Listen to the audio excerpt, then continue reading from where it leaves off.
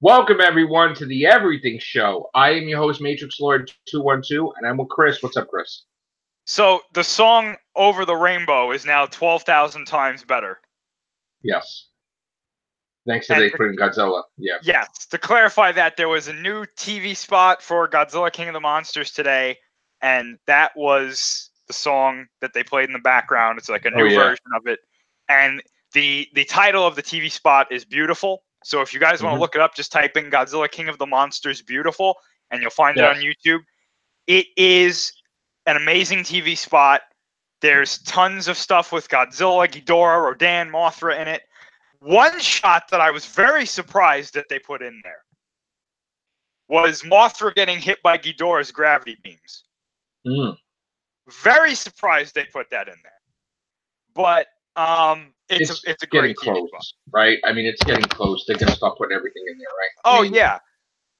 Yeah. That's why I'm trying not to see all this stuff, because I don't want to I don't want to get spoiled with things. Right. You know, it's like I think the shot that stood out to me the most was Ghidorah standing on what I'm assuming is Rodan's volcano, the volcano that Rodan erupts out of, and roaring into the sky. And the camera pulls out, and there's a cross that is kind of in the or I guess it'd be the foreground, and Ghidorah is in the background.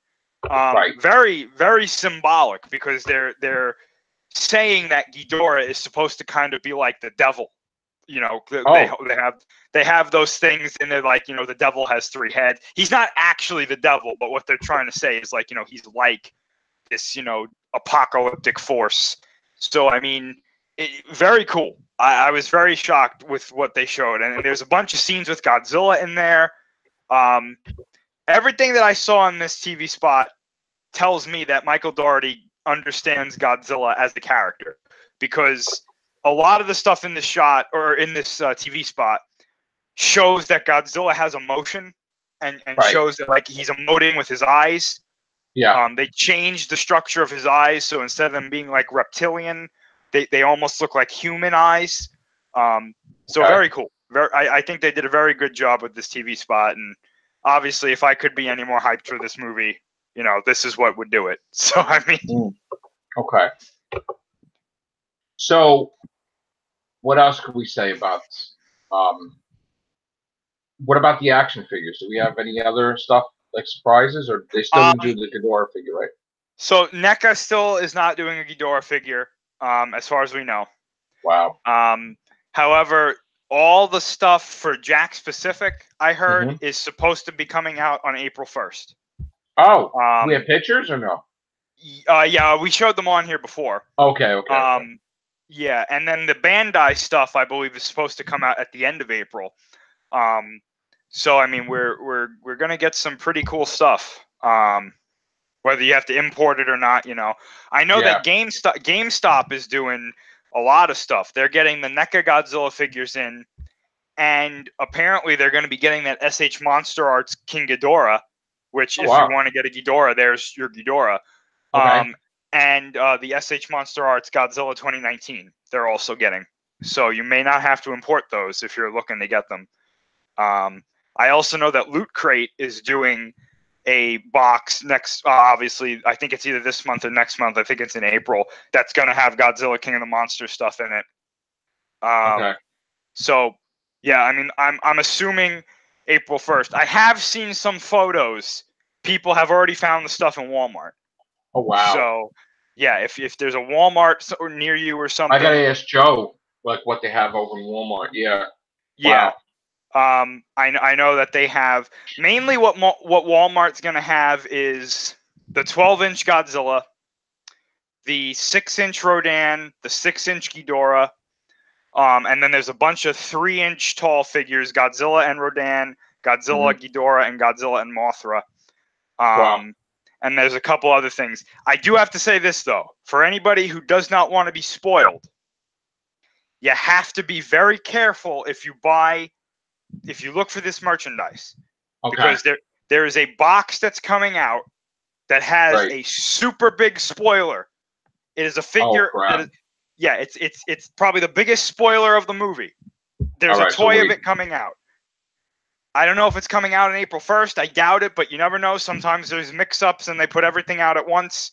Yeah. Just So we'll go wait with on that. caution.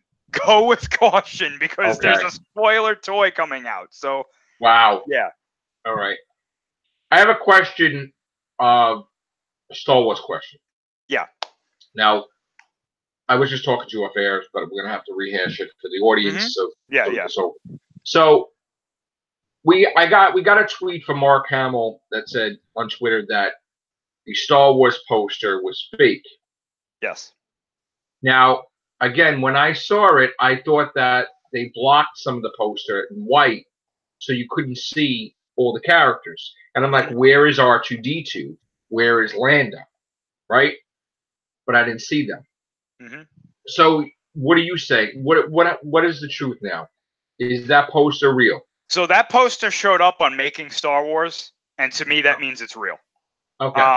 And we are in very close proximity to Star Wars Celebration. Now, July, right?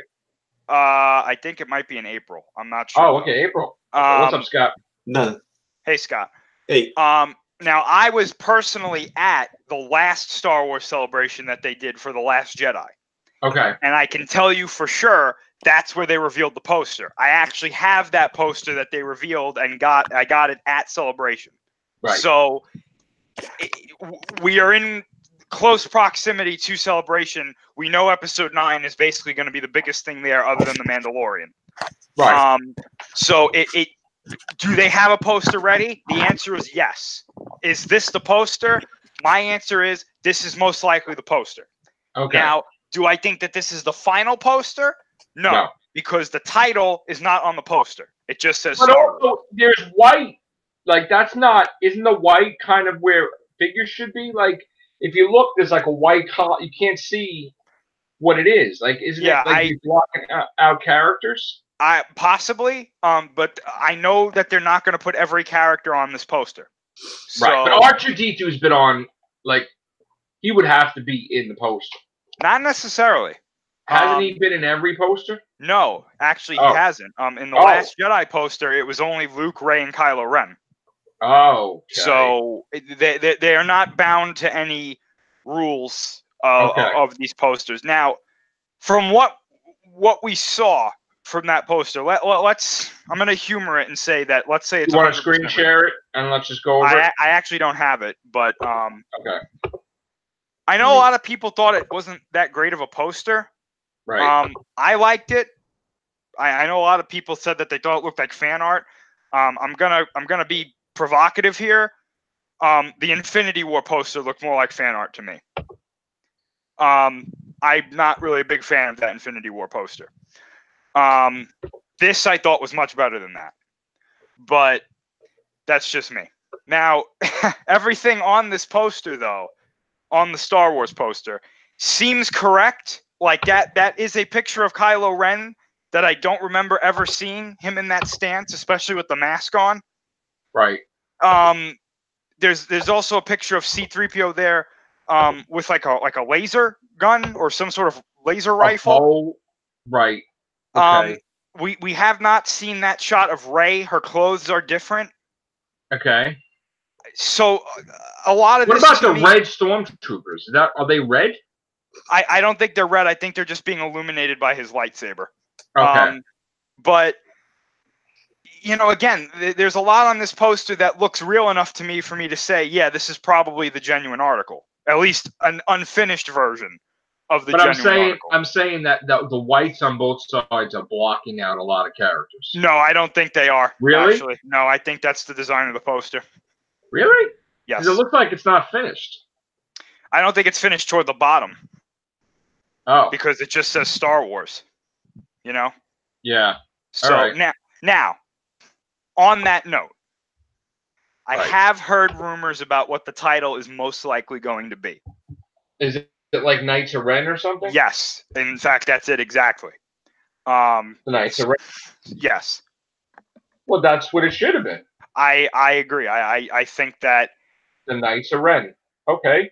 That's what I mean. That makes sense. It does make sense. It's just my concern about it is, to me, it's a little late in the game to be bringing them back. Well, they teased it here and there, but we didn't get to see it. Right. You know? They really should have been in The Last Jedi. They really should have been. I know. Well, first of all, Last Jedi is. We could agree to disagree, but could we say that that's not part of, if there was rules, that's not part of the rules, or that's the rule breaker movie, I guess? I would say it's a rule breaker movie, absolutely. Okay. All right. Yeah. So that's fine.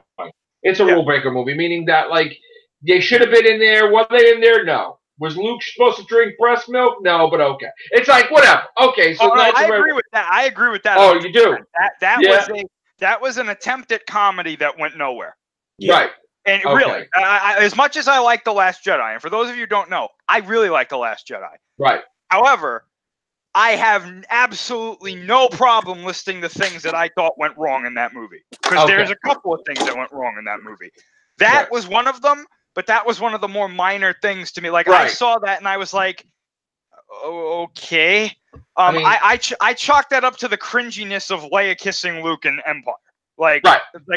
I just love that Luke was like a superhero leaping around fishing without force powers. Because he's just that damn good. But anyway, okay.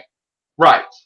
So anyway, I like to give a little. I'll give you this one for everybody who hates The Last Jedi. Right. I will go with you guys on. I will jump onto this boat with you for these few things. But this is the thing that I will help row the boat with. Okay. Who the fuck is DJ, and why is he even in this movie? Thank you, thank you, Chuck Norris. I remember watching it the first time, and I was like, this character has no point. Why is he here? You just wasted an appearance by Captain Phasma. It's like Phasma was another thing that I didn't like. Yeah, it just killed her. It's like, but I don't blame The Last. She's not dead though. She's not dead though. Oh, she's dead. They're not bringing her back. They're not. Oh, she's not in this movie? No. Oh my God. Really? But here's my thing. I don't blame The Last Jedi for Captain Phasma. I blame Disney and Lucasfilm for Captain Phasma because they tried to force a new Boba Fett onto us. See, can't we blame Last Jedi for everything, like global warming and everything? No, I'm just kidding. All right. No. Joe, that's Trump. We have to blame Trump for everything. Yeah. Oh, all right. So anyway, all right. So let's continue with Last Jedi. Right. So that DJ character is just like everybody hates Rose, right? But she's not in the next one, right? I'm still trying to figure out why you want to hate on Rose. Yes. I was going to I think Scott was about to emulate what I was going to say. I was the guy in the background going, excuse me, why do you hate her? We should hate this guy. This guy has no point in the movie. He's horrible. Rose did more freaking work than DJ did. She did. She really did. Mission was pointless, though. Like the mission made sense to me. Like they had to find this guy that could break this code. But my thing is, they go to find the guy. The guy is a complete D-bag. Doesn't help them. They never even get a chance to ask him because they're getting chased around by slave drivers. Okay. They get captured and put in a cell. All right, I'm rolling with you here. Right. It's contrived, but I'm rolling with it. And then they find the guy who can do this in the cell that they happen to get thrown into. I always thought it wasn't really him. I thought he just was like a phony, like not. What would have made more sense was that he actually was the guy they were supposed to find. And he, at some point, said, yes, I know Maz Kanata. Yes, she knew I was in prison. That's why she sent you here. Right. But they never said that. So to me, it's like, so this was all an accident. Why couldn't Maz Kanata be in the movie, though, really, not much? I don't know. First of all, terrible. The way they used Maz in that movie was a complete, 180 from the character she was in. It was like a fanboy thing. Oh, let's throw in there because you know what it felt like. You know what it felt like? It felt like a video game cutscene. Yes. Where they give you the exposition for the next Yes. level. Yes. That's what she was. That's what she was. That was like faker than fake. Hey, fans, look, it's Maz Kanata. You know, it's like. You could have put, like, God. you literally could have put any character in there, and it could have been this. Like, they could have had Lando show up on that hologram, and been like, "Yeah, you got to go find this guy," and it would have made probably as much sense. I'm sorry, Last Jedi is the most different of all the Star Wars movies. Period. Yeah, I would agree. Yeah, completely different in a way that I don't like. I know you like it, but I don't like it. I like it because I think it did more good than it did bad. However, at no point have I ever said that The Last Jedi was perfect. Right. I never said that.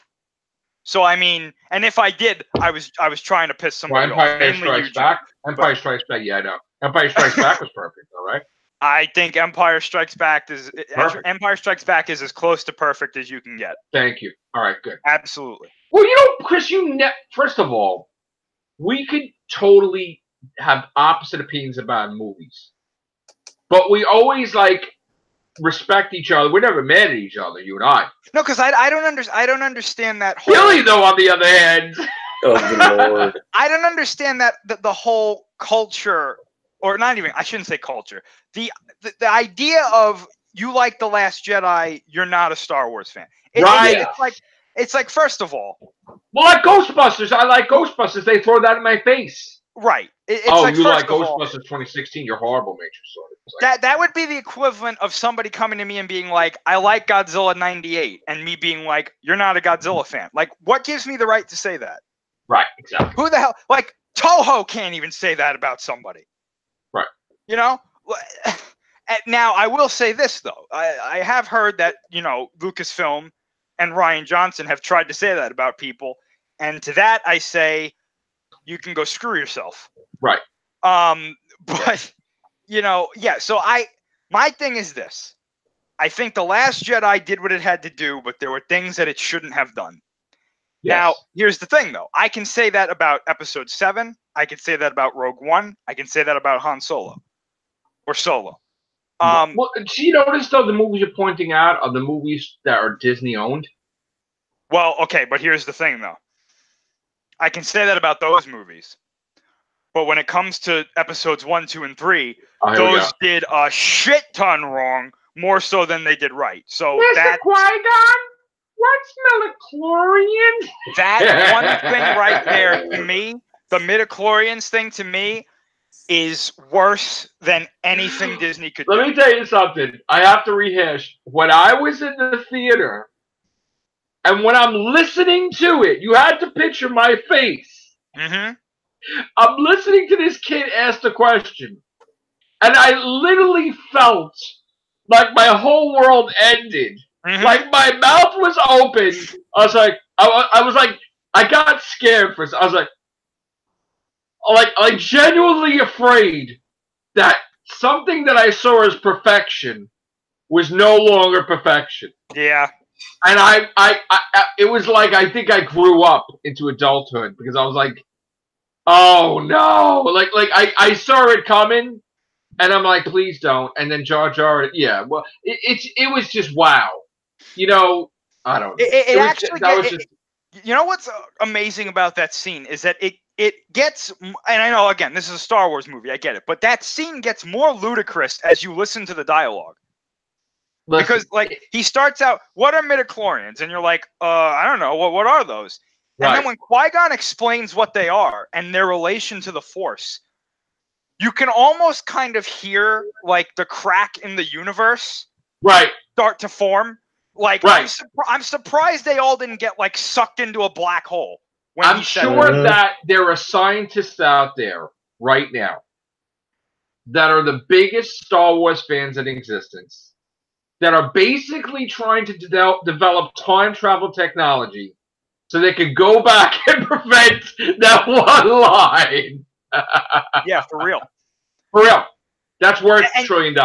You know what's amazing too? I read the Plagueis novel, which is no longer canon, but at the time, this was pretty much accepted to be what was going on before and during Episode 1.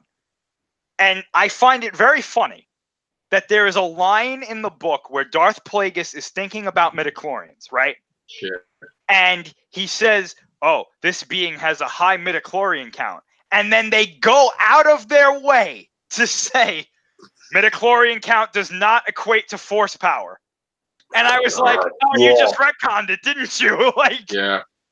It's like the Dragon Ball Z things about the higher the power, but yet the power level doesn't matter. Yes. What was the other thing they retconned? The power of 2? Or the rule of 2? Oh, no, the rule of 2 didn't get retconned. The rule of 2 got added in during episode 1. No. There was something that they did with the animated recently. No, in Clone Wars, there's still a rule. No, not Clone Wars. That Galaxy thing, whatever that is. Oh, that we don't count that for anything. We don't count that, no. Okay, we don't count that. The rule of 2. I always 2 there are a master and an apprentice. All right, so I never understood. Like they try to explain it, but it keeps getting wrong. I just don't get that. I don't get. You can't explain it because no matter what, they're not going by it. No, because he trained General Grievous. Well, Grievous wasn't force sensitive, so but he doesn't. I mean, this is like he doesn't count Dooku, as a Sith. But what about Dooku? Dooku was a Sith, but at the time it was only Palpatine and Dooku.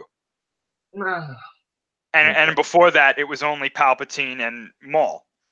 Okay. And before him, it was Plagueis and Palpatine. Okay.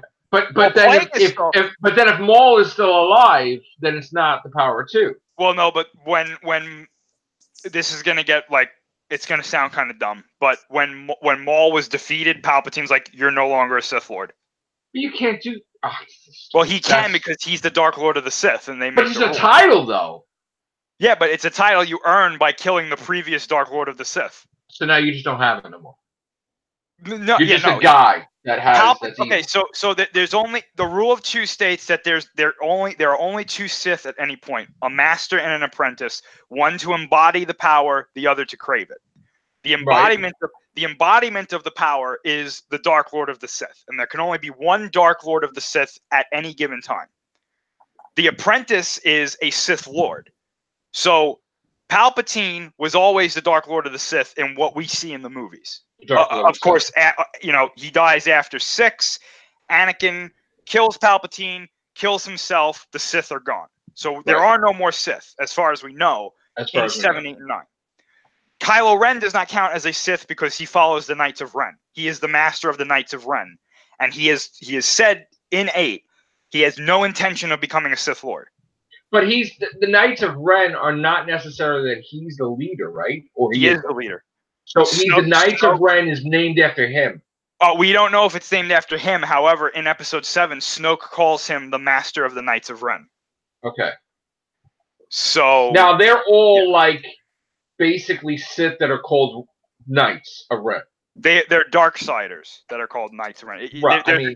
There's a difference between being a Sith Lord and being a Darksider. A Sith Lord, like the Empire and the First Order, and yeah. But to be a Sith, you have to follow like a specific doctrine of the Sith set forth by Sith from the prior years. In the old canon, it was like Darth Revan, Darth Bane, Darth Zana. Those characters. Right. Now we don't know. The farthest we know back, as far as I know, is Plagueis, which would be right before Palpatine. And he had in the old canon, he had this like whole thing where he was like, I'm gonna be the one Sith. I'm getting rid of the rule of 2. It's just gonna be me. Wow. And he went on this thing where he was gonna go throughout the galaxy and kill all these other Force users that could potentially become Sith Lords. Then when he met Palpatine, he was like, I have to train this person. Right. And he took him on as an apprentice. Mm. That, of course, that's the old canon, though. So, I mean, right? Yeah. Who knows? It's probably the same thing because Plagueis is still canon. But Grand Admiral Thrawn is not in this movie. Thrawn is not Force sensitive at all. He's not in this movie, though. I mean, he might be. I doubt it. But it's canon to the clone. Isn't it canon to the cartoon? Okay, so the old books with Thrawn are no longer canon. It's the new canon version of Thrawn that is. But is that canon the animated? Rebels is canon, yes. It's canon. Yes. Yeah. Okay. Everything is technically canon now. Until it's not canon. From the new stuff that they've been doing, everything is considered part of the main story. So Darth Maul will be killed by Ben Kenobi. Yeah, he already died. I mean, on Tangent. In Rebels. He's dead. He's already dead. Right. And that could play out in, would they rehash that in Ben Kenobi streaming service? I don't think so. No. I think if they do the streaming service thing, which for those of you who don't know, there's a rumor now saying that the Obi-Wan Kenobi movie is not happening, but that's because it's been turned into a series on the Disney streaming service. How do you feel about that, though? Honestly, I'm excited as hell. You think the streaming service is going to turn into the biggest thing ever? If they get Ewan McGregor to play the part, I will be there day one. Oh, me too. Well, when I found out that John Sim, the Master, is in Game of Thrones prequel, I'm like, he is? Yep. Oh wow. Oh yeah. I'm in. If I wasn't in before, I'm in now, but I was in. But okay. My thing is, if they do the Obi-Wan streaming service, or if they do a movie, I think that it would take place a couple of years after Episode 3, so it would not be in proximity to when he kills Maul on Tatooine. So it would be much earlier than that. So wouldn't the way to go is do the Knights of the Old Republic? Okay. Because people want to see Jedi and Sith, don't they? So here's my thing about that, though. Okay. I think they're going to save that for movies. In fact, I have a funny feeling that's what the Game of Thrones guys are working on. Right. I don't have any evidence of this. It's just my feeling. Now, I believe that too. Here's my issue with that. Okay. My issue with that is twofold. One, it says to me that we're never going to get a future for Star Wars. It's always going to be go back, which I don't want. I want to go forward. So going back pretty much proved to be futile with the sequel. Are they going back because they screwed up the present so much that people want? Okay. No, I honestly think that if they're doing the Knights of the Old Republic, it's because they know that there is a outcry for it, that people want to see it, and they'll get those Star Wars fans back in the seats. Mm-hmm. So yes, partially it's because of that, but partially, I think mostly it's because they know they'll make a shitload of money off of it. Okay. Here's my issue, though. My second issue, my bigger issue with this. If they do a Knights of the Old Republic, it's not going to be the Knights of the Old Republic that everybody's thinking. Mm. It's going to be different. It's going to be changed. And immediately, as soon as that one thing in it changes, people are just going to be like, fuck Star Wars, fuck Disney, fuck Lucasfilm, and they're not going to give it a chance. And you're going to be back to square one. So my thing is, everybody who wants a Knights of the Old Republic movie or movie trilogy, TV series, whatever, you got to know that it's going to be different. It's not going to be the video game that you played years ago. It's going to be its own thing. And I don't think people, I think they have this idea that, it's going to be the Knights of the Old Republic that I remember. And if it's not, they're going to be like, then it's bad. Mm. And to me, those two issues are enough for me to be like, don't do it. Do something else. Do the Rian Johnson thing. I know everybody hates Rian Johnson, but his thing, allegedly, is something completely new. That's what I want to see. I want to see them go and take this franchise into a new area, a new direction. We don't have to be locked into the Skywalker saga forever. You have a whole galaxy of stories to tell. Tell something new. But if we go back to the Old Republic, it's just, this is the story that leads into the Skywalker saga. And it's like, enough. It's like whenever they say something, we're making a story, it takes place between episodes 3 and 4. I'm like, please stop. We've been in this time period for like 9 years now. Let it go. Let it go. We have 32 years between 6 and 7. We know like 3 years of what happened between that. And you know what kills me? That's where the Luke Skywalker stuff is. Start telling those stories. Like, what was he doing? What was Luke doing? Getting drunk off of alien milk. I guess so.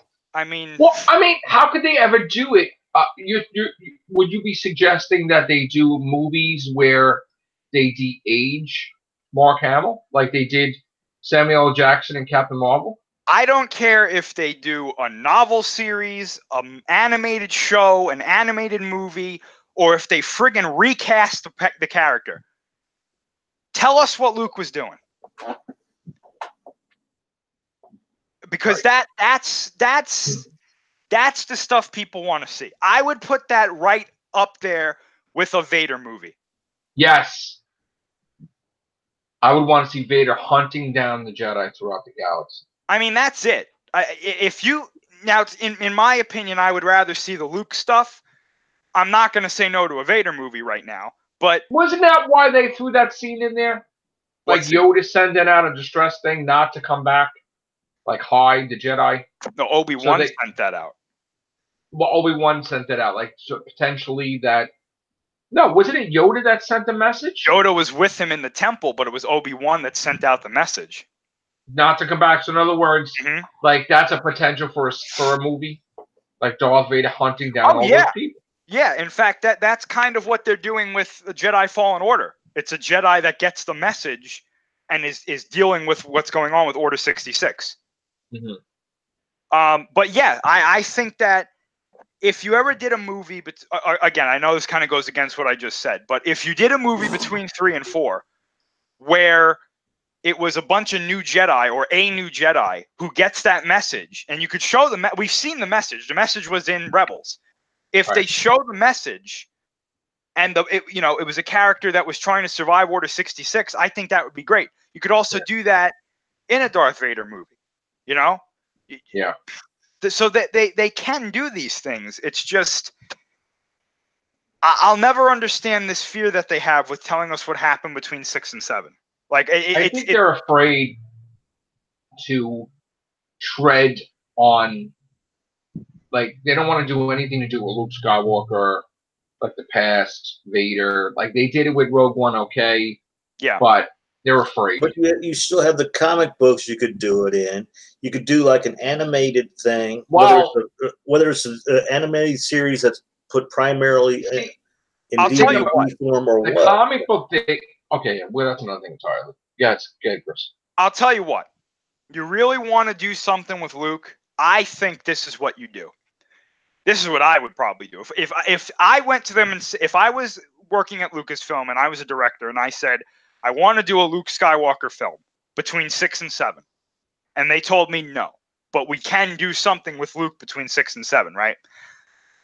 Look what's happening on the Disney streaming service allegedly right now, right? We have Clone Wars returning for the final season. That announcement, from what I saw, had people who hated The Last Jedi going, fuck yeah, I'm there. Right. For that, right? Okay. Get Dave Filoni and get his animators and lock them in a room and say, we want you to write a Luke Skywalker animated series between 6 and 7. You have free reign to do whatever you want as long as it stays within canon, and you don't have to worry about it being a kid's show. You can make it a bit more grown up. Adult, or not adult, but more serious. Yeah. You can show some, themes that kind of, I'm not saying like adult, I'm saying like, you know. Yeah. Voiced by Mark Hamill? I would say we'll get Mark Hamill to play the part of Luke, to do the voice. That way, you don't have to worry about how old he is. You don't have to spend the budget on the movie. You make a 10-episode series, make them an hour and 15 minutes each episode with an hour-and-a-half finale. Well, you imagine if they did that with Back to the Future? Animated? With the voices and everything would be phenomenal. So, this is my thing. You do that, and then at the end of the Clone Wars show, you put the first teaser on there. Yeah, there you go. Coming soon. And then the show's called, like, the Legends of Luke Skywalker or something like that. Or you call it Luke Skywalker The Last Jedi, something like that. And then, there you go. tells what happens between 6 and 7. Or Luke Skywalker, Jedi Master, or whatever. Luke Skywalker, Jedi Master. That's fine. And then, right. or you know what? Hell, call it Grandmaster Skywalker. And then you go from there. That's what I would do, because at this point, Mark Hamill's too old to play this character long term. Yeah. That's it. That's the reality. That's it. But here's the other thing. Mark Hamill, obviously, is a voice actor. Yeah. Yes. If you got Dave Filoni with him, and Dave Filoni told him what he wanted to do, and hell, as much as this would scare me, if Mark Hamill wanted to provide some ideas for what he thinks Luke would be doing, as long as somebody kept him from going crazy, I would be all for that. Mm. And I say that because he's had some ideas about what Luke should be doing. As long as you don't turn Aunt Beru into Boba Fett, then that's fine. Yeah, that exactly. Right. Yeah. Right. But I think if they sat him down and they were like, look, regardless of what you may or may not feel about The Last Jedi, how you really feel about that movie is up to you.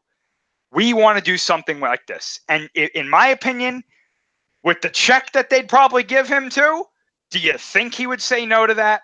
No. I have a question for you. The people who killed his parents were the stormtroopers, right? Yes. There wasn't like Boba Fett and nothing like that. In the old canon, they implied it was Boba Fett. They implied it was Boba Fett. But it was stormtroopers. I think in the new canon, it was definitely stormtroopers, yes. Okay. Because they never even played that in the movies at all. Like, hey, I killed your parents. No. Because that would have been something else entirely. Though. Yeah. That would have went off in a totally different direction. Well, I mean, I don't know if you ever heard the original plan for Return of the Jedi. But Return of the Jedi was a very different movie than what we actually got. Okay. Return of the Jedi was not supposed to be the end of the original trilogy. It actually wasn't even supposed to be a trilogy at all. It was going to be a bunch of movies. And in Return of the Jedi, it was Boba Fett. Wasn't it supposed to be Boba Fett mainly? No, Vader and Palpatine were in it, but Palpatine wasn't on the Death Star. He had like a Sith chamber in like a volcano, and like Vader took Luke. Yeah. And like Leia was not Luke's sister. They say, Luke, you have a sister, but it's not Leia. And what he was supposed to do was in the next movie following Return of the Jedi, if I remember correctly, he was supposed to go looking for his sister. But George Lucas at the time was like, I'm kind of done. I kind of just want to wrap this up. Right. And then we got Return of the Jedi, which probably worked out for the best. And then he devoted his whole life to Star Wars anyway, even though he was done. Yeah. Right. Yeah. He got that itch to start doing episodes 1, 2, and 3. I remember there was a documentary where I don't remember who it was, but he called somebody up, and the guy was like, so I got, like, George Lucas called me, and he was like, hey, I want to tell the stories of episodes 1, 2, and 3. And the guy was like, oh my gosh. Well, I remember when he went on the racetrack, and we were covering, I think were we covering? No, that was a long time ago. No, but we probably talked about it. He was on the racetrack in a race car. He was going to go around the thing, and they were freaking out. I think he did Phantom Menace. And they were freaking out that if he got killed, that would be it. That he couldn't finish the other two, and they didn't want him to go around the track in the race car. But he did it anyway? Right. Something like that, I remember. I was like, wow. Yeah. Sort of like they didn't want Jared Leto to get hurt because he was a Joker. Yeah. And he's like, yeah.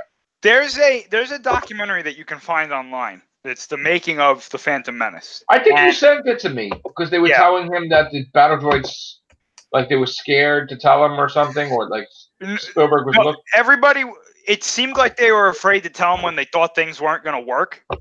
Right. And it's a really great documentary because it shows just how much effort and frustration go into making a movie.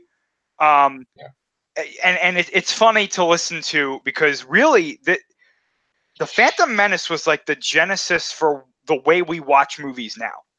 Like it, because they had to develop, like you hear in one of the meetings, it's George Lucas talking to John Knoll, who would later on go to make Photoshop, right? Mm-hmm. He's talking to him and he's like, there's going to be this big battle with the Gungans and the droid army, you know, at the end of Phantom Menace, that battle that we see, right?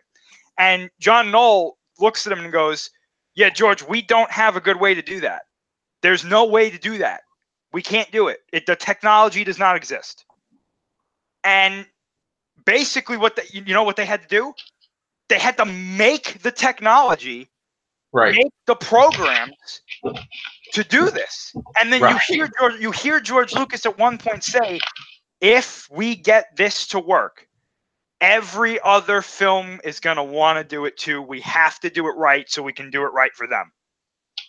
Wow. And so right there is basically like there's Industrial Light and Magic setting the next, I'm assuming going to be like 50 to 100 years of movie making. And it's like, we all didn't like the Phantom Menace, but we would not have the movies we have today without that movie. That is true. But it does have the greatest Jedi battle, like one of my favorite Jedi battles. Yeah, lightsaber duel ever. Ben Kenobi and Darth Maul. I mean, I love that. You don't like that? I like it. I don't know if I would say it's the best. What do we say? Revenge of the Sith? No, that Anakin and Obi-Wan fight. There's so much wrong with that fight. You're saying like Empire? I honestly think that the duel between Luke. I would say that in my opinion, the two best lightsaber duels in Star Wars are the duels between Luke and Vader in Empire and Return of the Jedi. Yeah. But right under that, in my opinion, is the duel between Palpatine and Windu. I love that too. Yeah, and then right under that, actually, no, not even right under that. I would say on the same level of that, and I'll explain why I say this, is Kylo Ren and Rey. Oh. Because the emotion that they show in that fight and the storytelling. See, with me, a lightsaber duel has to be more than just two people clashing lightsabers together. It's the story behind it. There's a story behind, and it takes a very good choreographer and director to exude a story in a lightsaber duel, because there's usually no dialogue. So, well, let me ask you a question to add to that. Yeah. Are you upset that they changed Return of the Jedi, where like he's like, no? Oh no. Yeah, that's absolutely terrible. Okay. That's absolutely, to me, that is actually like throwing a monkey wrench into that scene, because it was better that it was just quiet.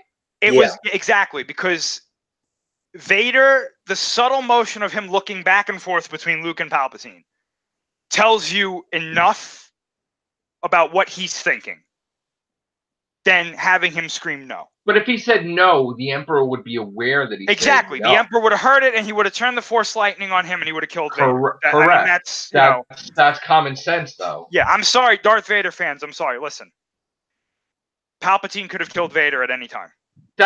Listen, they're masters for a reason.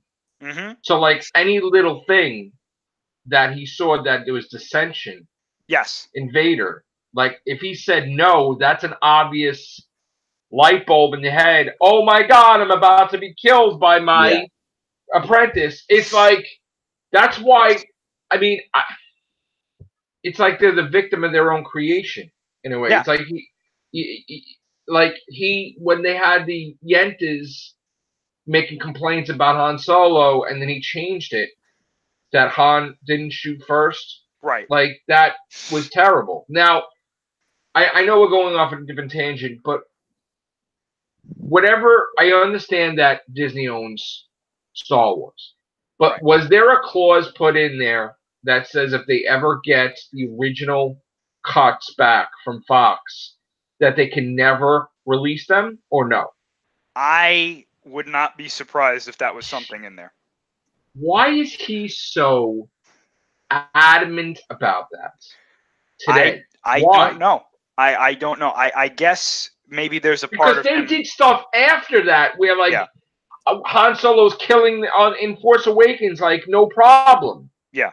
Like, so why would you like? Well, this has always been my argument. I want to go back to the Ren Rey lightsaber duel quickly after this, but yeah. So this is my thing. So like the main complaint was like we don't want our kids to see Han Solo doing that, right? If you're saying that, you don't get the character of Han Solo. You don't want your kids to grow up to be Han Solo. Correct. You want your kids to grow up to be Luke Skywalker or Leia. You don't want your kids to grow up to be Han Solo in Episode 4 because, I'm sorry, this is going to be controversial, but it's the truth. And it's not even an opinion. This is a fact. Han Solo in Episode 4 is a bad guy. He's not a villain. He's not a good guy. He's a bad person. That's it. He gets better later on. That's the point of the Han Solo arc. Yep. But now, if you're talking, I don't want my kids to see him killing people. Well, that's the reaction you should have, because he smuggles drugs across the galaxy. Like I don't know how else to like explain that. Right. You don't want your kids to grow up to be smugglers. He works for a cartel. Yeah. That's like the Godfather movies when it's like drugs. We don't do that. Right. It's like wait, what? You do everything else. It's like, what do you mean? No, we don't do that. We'll kill people. We'll shoot them in the back. And we'll do this, and we'll ship guns, and we'll ship. But no, drugs, no. That's bad business. Yeah, right. I know this is getting off the subject as well, but I bring this up on occasion. She heard that. She loves Godfather movies. They paid extra money to keep the drugs out. Yeah. Sister and a friend, a roommate was going somewhere. This is what I love. I still remember this. And I brought this up one time. My sister and her roommate were going someplace. The vehicle they had a governor on it. They stopped off somewhere. I forget where. The guy thought, oh, it's illegal to take the governor off, but you want some drugs? He was willing to sell them drugs, but they felt that it was illegal to remove the governor from this one vehicle. That's what I will never forget that. So maybe Han Solo doesn't smuggle drugs. He smuggles porks. Porks smuggles Viagra. Right. Yeah, he smuggles porks. Porks. He smuggled alien milk. Okay, come on. Or dead people. Luke didn't have to go off to that far off planet to get the alien milk. He could have just asked Han, and he could have smuggled it to him. But you just go back to the Episode 7 end lightsaber duel, because we get two kind of lightsaber. Actually, no, we get two lightsaber duels at the end of the movie. Ren and Finn, and then Ren and Rey. Right. That was great. Yeah. Ren and Finn, you really get kind of like a glimpse into Kylo Ren's character, because throughout that whole lightsaber duel, he's toying with Finn. It's not until Finn gets a clean hit on his shoulder that Ren goes, okay, I got to stop messing around. And he beats him in 2 seconds. And then he starts doing the same thing with Rey. At the beginning of that fight, he's toying with her. He could beat her anytime he wants, but he doesn't want to. He gets her close to the edge and he goes, you need a teacher. I could show you the ways of the Force.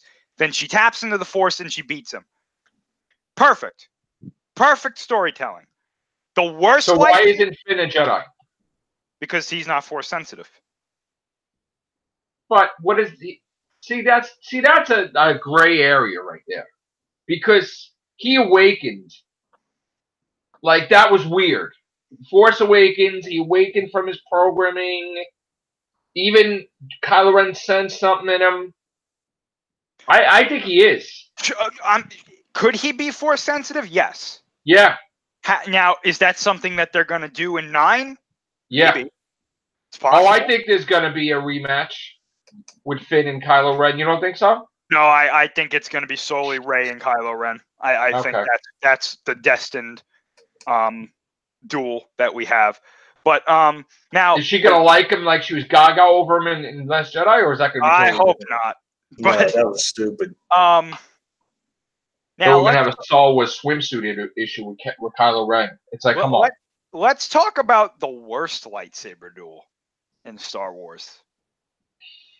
Isn't it like Dooku versus Obi-Wan and Anakin versus Dooku? Yeah. And then subsequently, Dooku versus Yoda. Yeah. Oh, God. I agree. I agree with that. Now, I agree with Obi-Wan and Anakin was just a bad lightsaber duel, you know, versus Dooku. That was just awful. That was horrendous. Horrendous. Yeah, it was horrendous. Yoda versus Dooku. I'm fine with the lightsaber portion, but that Force battle that they had before that was asinine. you are not selling me that Count Dooku can match Yoda. I'm not buying it. That does not happen. In a lightsaber duel? In a lightsaber duel? You were breaking up. Say it again. Oh, okay. What's not happening? It's not happening that Yoda and Count Dooku, like Dooku can match Yoda in a Force battle. No. That's not happening. You're not selling that to me. Now, in a lightsaber portion, yes, Dooku could match Yoda because he's a master of Makashi and Yoda is not the best lightsaber duelist. Fine. But the Force battle? No. Yeah. Especially since, like, isn't Dooku was the apprentice? Yes. So, like, the master should always be better than the apprentice most of the time. You would think most of the time. He was not better than Yoda. No. That's bullcrap. So, yeah, listen, here's the thing, and I don't want to say it's going to be something controversial. I understand. We all love Christopher Lee. But I think that George Lucas got gaga over Christopher Lee being in the movie. I think so. 100,000,000%. And even to call him Count, because he was Count Dracula, he's the only one allowed to be called Count. And he's like, you know what? If he can't run around and he can't do this, it's Christopher Lee. Let's do it. You know, it's like, do we really? See, that's the thing. I don't know. If I was put in that position, I mean, for the sake of the movie, I don't know if I would do that. I don't think I would do that. Well, because I think the easy way to solve that is to just have Darth Maul be the villain in the first 3 movies. Yeah. Well, they didn't do that though. So, I know. You know, which that's what when I first saw him die, I'm like, well, this was a great villain, and you ended it kind of, you know. I mean, here's the thing: when I heard that Darth Maul was still alive, I was pretty pissed off though, actually. Mm-hmm. Because I'm like, that cheated, you know, it kind of cheated and ripped off Phantom Menace a little bit. Because if you could chop somebody in half, that starts the narrative that every single time you think someone's dead, they're not dead. See? Potentially. So Mace Windu getting thrown out the window, he's alive. This one is alive. You know, it's like, where do you draw the line? It didn't happen. Well, where do you draw the line? He got his hand chopped off. So did Luke. So did Darth Vader. So, I mean, like, okay, he got thrown out the window. Well, we saw in the second one, they're leaping on cars like it's, you know, hop, skip, jump, whatever. Like, you know, that's nothing for them. Or to like they're floating around with the Force. They're masters of the Force. Like, how could he die falling out the window? That's what I've always said. That I remember being really young watching It's impossible. 3. And when he went out the window, I was like, okay. I was like, the only way that would be possible is if the moment he got the shock of getting thrown out the window, he would get smashed by a car. Yeah. A glider, like instantly. Yeah. Like seconds after. Adult Swim. Like seconds after. But other than that, Luke was able to float down tubes. Yeah. Into Empire, and like he didn't realize he's doing it, and he's just, you know, ease right in and just, you know, hanging on to the thing. But like, and them and you know, jump from car to car. But Mace Windu, no, he should be alive. If you wanted to kill Mace, I had this idea that like, and maybe it would, you know, it would possibly sacrifice the Mace versus Palpatine lightsaber duel, but I think it would replace it with a better, more symbolic scene. Is that you have Palpatine execute Order 66 in another way. You know, he finds out Obi-Wan beat Grievous. Now it's time to do this, right? And then he you know, Anakin has already turned at this point, let's say. He sends Anakin with the 501st to storm the Jedi Temple, right? I've always had this idea that you have a scene where Mace Windu is like the last person or one of the last Jedi standing. Yeah. And he is wrecking house on the 501st.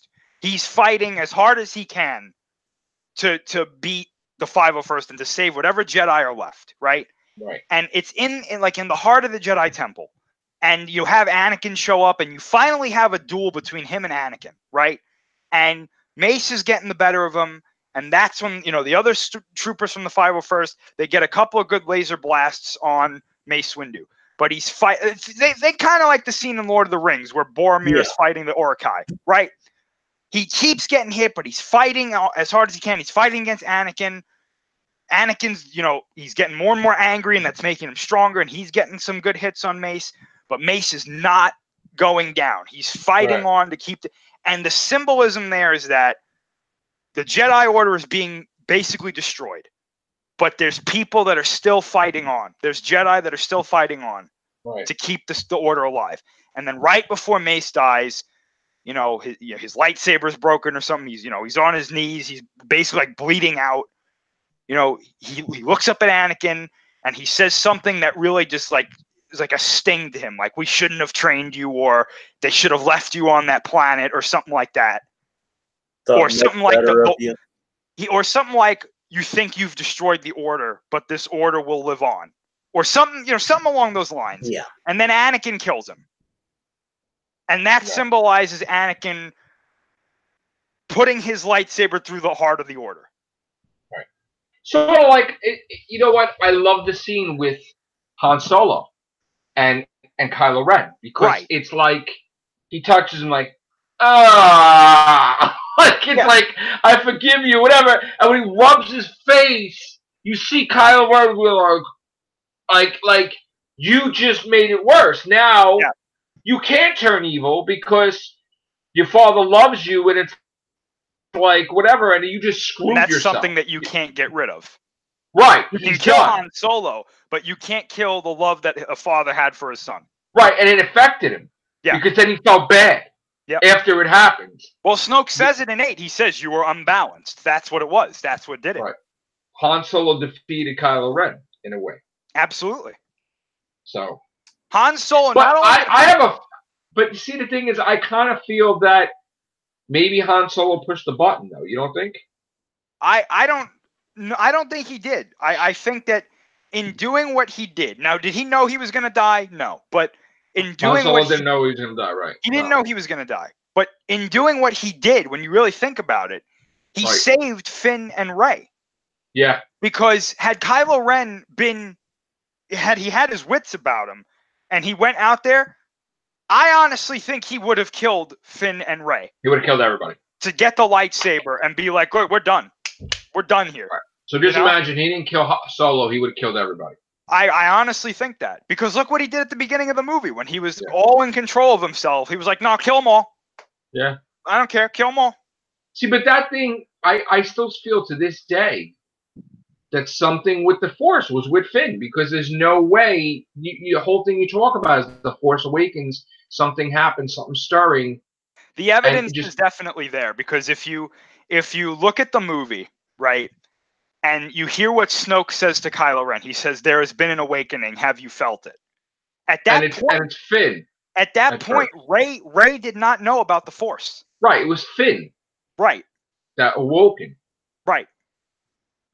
And it would, and maybe Poe Dameron, because Poe Dameron.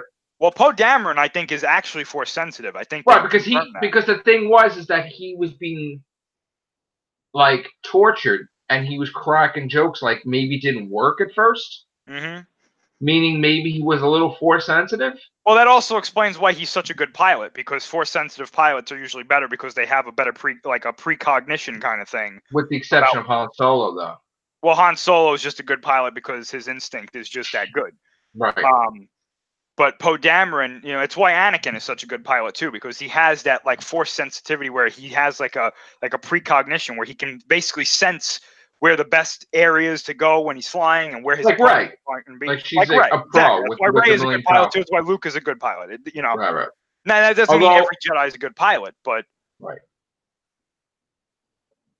But yeah, I would not be against Finn being Force sensitive. I think that Now, again, with The Last Jedi, that kind of takes a step back because there was absolutely no evidence in that movie that he was Force sensitive. But in 7, I think there's a good case to be made that, yeah, he probably is.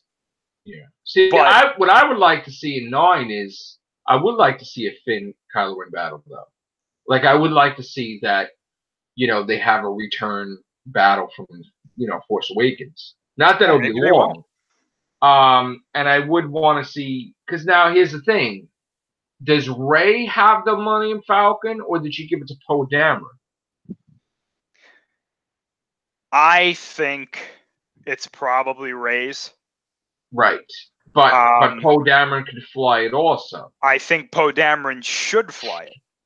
So in fact, Rey and him are going to be close in this one, or what? I think, unless the plans have changed, I think that Rey and Poe will probably have a thing going on in this movie.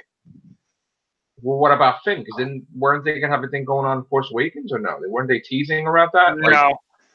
That was just friendship? If anything, in The Force Awakens, it was even... There's actually more evidence for them to be together in The Last Jedi than there is in The Force Awakens. Who, Poe Dameron? No, Rey. Well, actually both. But Rey, if you want to make a case for Rey and Finn, you look at that last scene where she looks like she's jealous that he's taking care of Rose. Oh, yeah. And then Poe Dameron introduces himself. Right, so that was like... That was I took that herring. as kind of the hint. Like, yeah, that's not happening. The red herring, that's what's going to happen, right? Yeah. So okay. I don't know. I personally, if it was up to me, there would be no love story for Rey. But right. But are they going to make a thing about our parents, probably, or? They could, because what they could say is that Kylo Ren was lying to her to get her on his side, or that Kylo Ren. Like wasn't lying, but to him they were insignificant. Yeah, exactly. That he does know who her parents are. He just doesn't know that they have. He's evil, so to them they suck, but they don't really suck to the rebels or to the whatever they call them, resistance or whatever. Right. Something like that. Yeah, because there has to be some sort of significance to that scene on Octu where she's looking at herself like 1,000 times. Yeah. And then she finally gets to the mirror. And it's her. Well, let me ask you a stupid question now. You know, Rogue One, they all died, right? Okay. Yeah. Well, what if, like, on the planet they didn't die? Because wasn't she like Force? None of them were Force sensitive. No. None of them were Force sensitive. Other than Felicity Jones. Other than Sharut and Baze, everybody else was not Force sensitive. So Felicity Jones was not. No, her mother was Force sensitive. But how could she not be? That's weird. No, because it's not genetic. Oh, it's not a genetic thing. If it would now, had they had their way with the midichlorians, then it would have been genetic. But so in other words, it could skip. It's in other words, just be okay. So this is what doesn't make any sense though. So you're saying that if a parent is a Jedi or whatever. It doesn't carry down to the kids, but yet Anakin and Luke and Leia, like that doesn't make any sense. Okay, well, here's the difference though. Anakin was literally birthed by the Force. Okay. He was conceived of the Force. So his lineage has to be, because they are birthed by something that is birthed literally from the Force. Okay. A Force-sensitive parent, one Force-sensitive parent, and another Force-sensitive parent can have a non-Force sensitive child. It's not genetic. So you have you can't say, well, so and so will pass it down to somebody. It's not like a chromosome. Yeah. Right. Thing. Okay. It's a spiritual, either you're Force sensitive or you're not Force sensitive. Okay. It's kind of like it is in Harry Potter. Either you have magic or you don't. Let me ask you another question. One more thing. Yeah. Well, no, finish what you're going to say. Then no. So I'm saying there are circumstances that can happen where a child that was not supposed to be Force sensitive becomes Force sensitive. Like, for example, Poe Dameron. As far as we know, his parents were not Force sensitive. However, Poe Dameron's mother helped Luke Skywalker on a mission to retrieve these 2 Force trees that were originally in the Jedi Temple. Right. As a thank you, Luke gave one of those trees to Poe Dameron's mother. Okay. These trees are force sensitive. So it makes them have the Force. So when Poe Dameron was born, his whole childhood was playing around this tree. Okay. So potentially that's why he's force sensitive. Now, another thing that used to happen in the old canon, very rarely, was that when two force sensitive parents had a child, that child at some times would be an extremely powerful force sensitive. Right. But sometimes two force sensitive parents would have a child that's not force sensitive. Now let me ask you a question. What are the odds? We think we know how everything's going to go, and that this is going to be the final Skywalker episode. We think. I say that's not the case. What if they throw a scene in there where there's a character introduced in this movie, maybe Mara Jade, maybe not, whatever, if she's canon or not canon, and they sort of have a Mark Hamill film like this little flashback thing to where he had a child and he doesn't want nobody to know he has a kid. And I'm not saying it's Rey. I'm saying that, you know, maybe it'll be another Skywalker that he sent her to somewhere. I'm just not a big fan of that. Like, I think it would just be like a really like shoehorned in way to be like, oh look, we could have another Skywalker. Yeah, but you know what? The odds are that he was completely. See, the problem I have with that is that the odds are of him being alone. I don't know if I would agree with that. Well, here's the thing, though, and this goes back to my point before. We don't know what the hell happened. We don't know if he was alone, if he wasn't alone. I mean, Rey could be his kid, for all we know. Yes, but I mean, again. But then that would make it disgusting that they were like, you know. What? Another, like, I mean, like, oh, she's thinking he's hot because he got his shirt off, Kylo Ren, and they're cousins.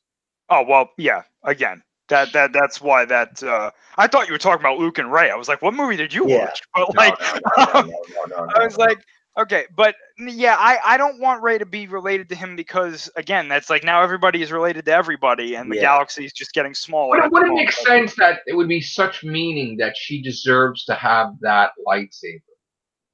I mean, it makes you wonder that originally the plan was that she was Luke Skywalker's daughter. Well, it's possible, but the thing is, though, the kyber crystals inside lightsabers in the new canon are force sensitive. So, in a way, they can choose who uses them. Oh, so we're doing the Harry Potter thing with the wand now? And to me, technically, I think the whole Luke lineage thing, it's getting old. It is. It is. The first three I can understand being. I mean, in other words, that first set from the prequel to Return of the Jedi, yes, I could understand that being Luke lineage. But if we're going to start up an entire new lineage of things, we don't need to have it be the Luke Skywalker lineage every single movie. It gets old. The frightening. But has it really gotten old, being that we didn't have a sequel for like decades? Still, I think it's pretty old. The prequels to these to 6, that's their Luke lineage. Let's start a new lineage. Like, okay, look, here's a new lineage. If you want to stick to it or just hop around it, fine. But here's from the Luke lineage. Here's the answer to that. Like you, because I agree 100% with what Scott's saying. If you want to start a new story, you have Rey. You use Rey. You have Rey make her own Jedi Order. Well, that's what 10, 11, and 12 would be. That's exactly what I want it to be. I want to see Rey take the helm, become a stronger character, and make her own order that does things a little bit differently from the old Jedi, but sticks to most of their and it would still be like, say, Star Wars Episode 10, 11, 12, but it won't be Skywalker based. Exactly. Right. It will be Rey. It will be based around Rey. And what I like about that is that there's continuity and it's connected to 7, 8, and 9. We don't start over with new characters that we have to get used to. Of course, new characters will be introduced, but the main core characters will be Rey and Finn and Poe and whatever. So that's the way to go, in my opinion. Because if you start doing the same lineage, you're going to find yourself repeating the same. I still feel they signed them anyway, though. I still feel there's going to be a 10, 11, and 12. I think there's going to be, but here's the scary thing though, and this is what I don't want them to do, but I can actually see them doing this, and this has been a rumor to be in 9. And if this is in 9, I'm going to be very disappointed. Okay. There are rumors that at some point in this movie, it's revealed that Rey and Kylo Ren had a kid. Oh God. And that's how you continue the Skywalker legacy, because that child would technically be a Skywalker. I don't see. I hear that, and I'm like, listen. No, wait a minute, Chris. Wait a minute. That can't be. Want to know why? Because this is only a 1-year time jump. Yeah, but technically, that's enough time, though. They just boom immediately. Hey, let's have a relationship like right after the movie's over. Like they could wait a month or 2. And really? Wow. Listen. Again, I don't believe that this is actually in the movie, but it scares me. Now we're gonna have jungle fever, because that's it scares me, because I could totally see them doing that. But okay, wait a minute. So you're saying it's a year time jump, but they immediately get together. He has a kid. She gets the weight off, like in 2 months. And she looks completely normal, like she didn't give birth to her kid. Well, listen. But where's the kid? Listen. Though. Where's the kid, though? Wait. Nobody said that during this year time jump, she was always with the Resistance.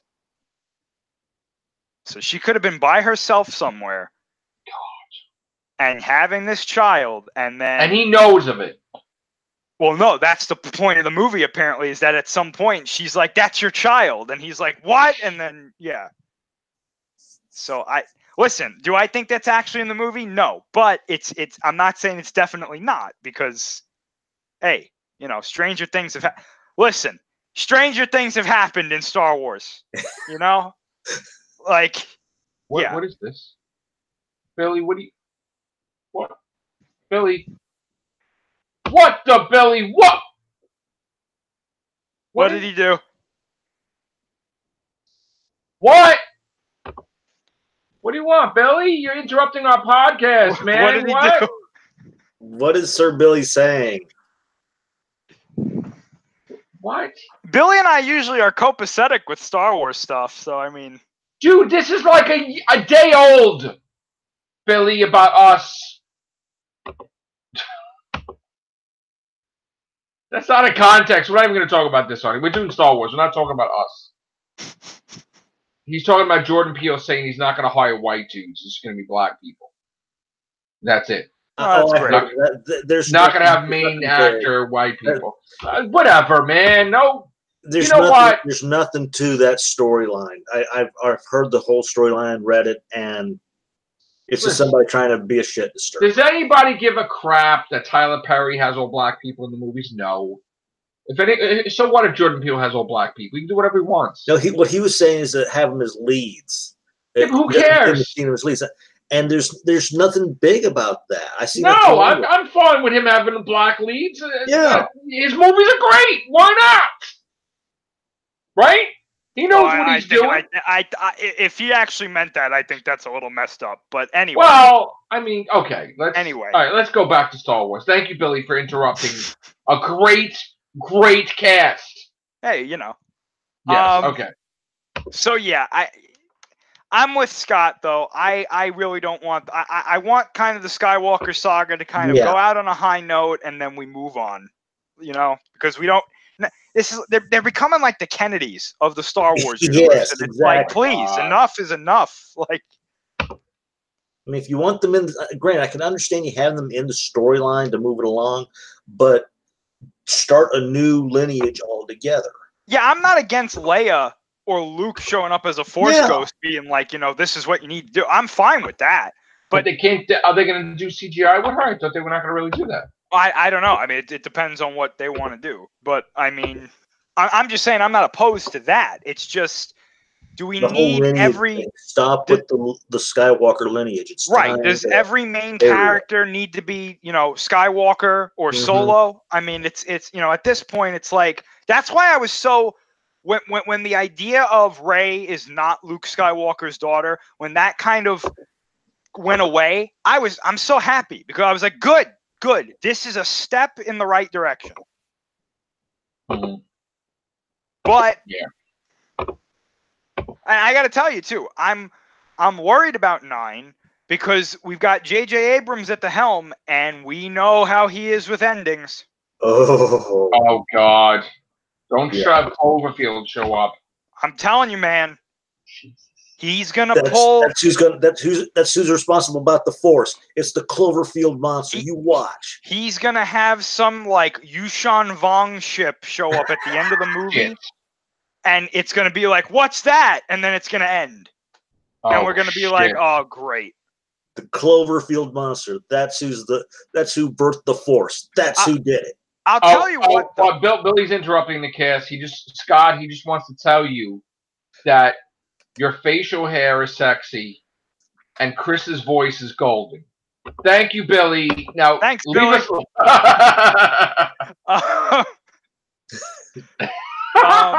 Okay. See, this is a topic that Billy and I don't always agree on Marvel stuff, but when it comes to Star Wars, we're usually on the same page. Right. Right. All right, let's get back to I just screwed it up. Thanks, Billy. No, it's all good. I know I made fun of the Yushan Vong, which, okay, yes, I'm not a big fan of them. However, if you wanted to make that a storyline in 10, 11, and 12, where you get invaders from another part of space, and it's not the Sith and the dark side, that would be an interesting way to go about villains. Or how about this? We have it take place like the whole cartoon thing, animation thing. Have the Order 66 go out, and then we have a couple of Jedis that have pretty much somehow make their way out beyond the outer reaches, and we have have that same idea, and then have the adventures take place in the outer reaches as well. See, but here's the thing. Here's the thing. I have a problem with that, Chris. What? Because now you're turning it into something different. Like, is it Star Wars then? Like, or is it Star Trek? That's what they did though in the books. Yeah. I mean, but this is not the books, though. I know, but so you adapt it to make it work for the movies. But you're getting into Star Trek territory. So this is like you're searching the unknown. Like, no. I'm not saying that they go out. Yeah. I'm saying that the Yushan Vong come in to the galaxy. I mean, well, because listen, you can't have 12 movies where 9 of them are basically the same villains. I understand that. I get it. And they're fighting the same weapon in every single one. Right. This could be an opportunity to finally do something where you have to have the Jedi and some version of the Darksiders work together to keep the balance and keep the galaxy safe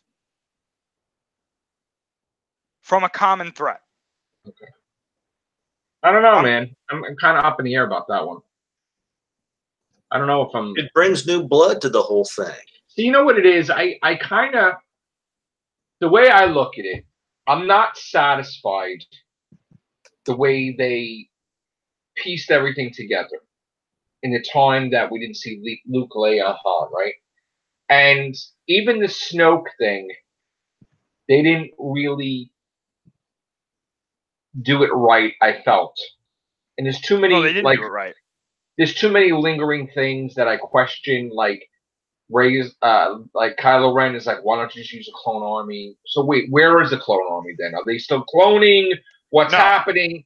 No, like they stopped. Why would you just if they said why don't you do it? That means there's a means to clone. They stopped cloning shortly after the rise of the Empire. Correct, but the thing is, obviously somebody has access to that facility. If Kylo Ren would say, why don't you just use clones? The Kaminoans didn't go anywhere. They're still around. They could, they could, if you have enough money, you could go to the Kaminoans and say, I want a clone army. Well, let me ask you another question now. I mean, now we're getting into another whole thing entirely. I remember reading the books, and they're saying that if you clone a Jedi, it's not the same. Right. Right? What is the canon now on that? There is no canon for that because nobody's tackled that question yet. So in other words, you couldn't like just clone Darth Vader. It wouldn't be the same person. Well, or would be the same exact soul inhabiting the body, you're saying? There's nothing in this canon that says you can't do that yet. So let me ask you a question. What if they did some crazy shit where someone did clone Darth Vader and then he just pops up? My theory about who Rey was for the longest time was that I thought she was a clone of Anakin that they just... And I hated that. Anything to do with reincarnation or clone or whatever, Well, here's the thing. Because that reincarnation idea is still a possibility. Which, in my opinion, I would be okay with that because the Force is based off of Eastern religion, and that is a main thing in Eastern religion. So I'm okay. It would have been better with her finding out that she's related to Emperor. Again, I was okay with that as well. If they said that she was like a granddaughter or something, but again, my issue with her being anybody's granddaughter and that being the big reveal is that now, well, who are her parents? I mean, is it going to be Rey Palpatine? No. I think that whole thing went out the window shortly after it came up, because the evidence for that was just like really lacking. Like, look at the way she holds her lightsaber, and it's like, okay, right.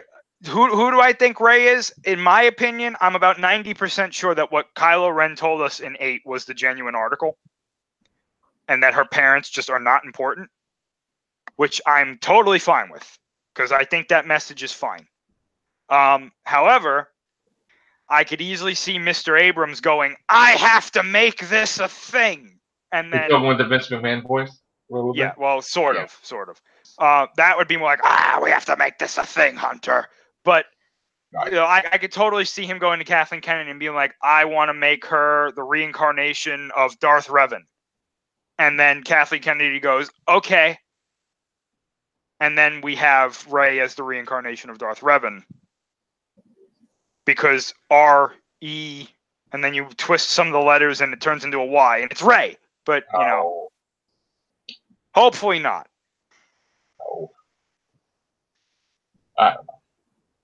Here's another sphere. Is this going to be good, though? 9? Because after Last Jedi, I'm like, oh. Well, for me, I'm sure it'll be fine.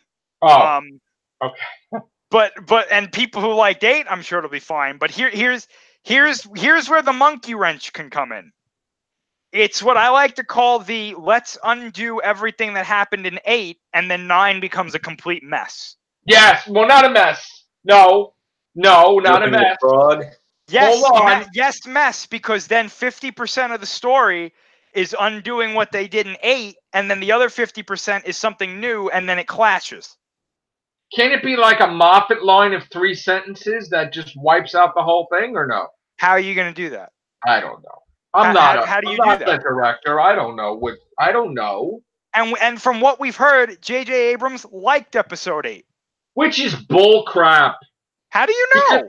Because he's gonna lie. He wants to do Episode 9. He said that he he's liked. Lying. Hold on. He said that he liked 8 before the movie came out. And then when he saw it, he lied too that he liked it. Listen, well, I'm sure that's the narrative you want it to be, but that's not the way it's This is like the Rotten. Listen, See, this is like when these companies pay people to these parties to review the movie, and they fed them, and they gave them the best hotel stay and the greatest weekend ever. And after them filling their gut and having the time of their life, they have to review the movie, and it's like, oh, I can't say this sucks because then I won't be welcomed back. So, like, it's a thing where just imagine, just for 1 second, imagine that J.J. Abrams said he was definitely not going to do 8, and he regretted it, right? And that's what he literally said. Right. And Ryan Johnson does it, and he's like, okay, this is cool. Not any intention that he's going to do 9, mind you, right? Just saying, yeah, this looks good, but doesn't know what's going to happen that he's going to have to do 9, right? Trying to play good, peaceful, not really throwing his 2 cents in that it sucks, like, after it's made. Like, maybe after it's made, he can't stand it. He doesn't like they ruined his chances for Phasma.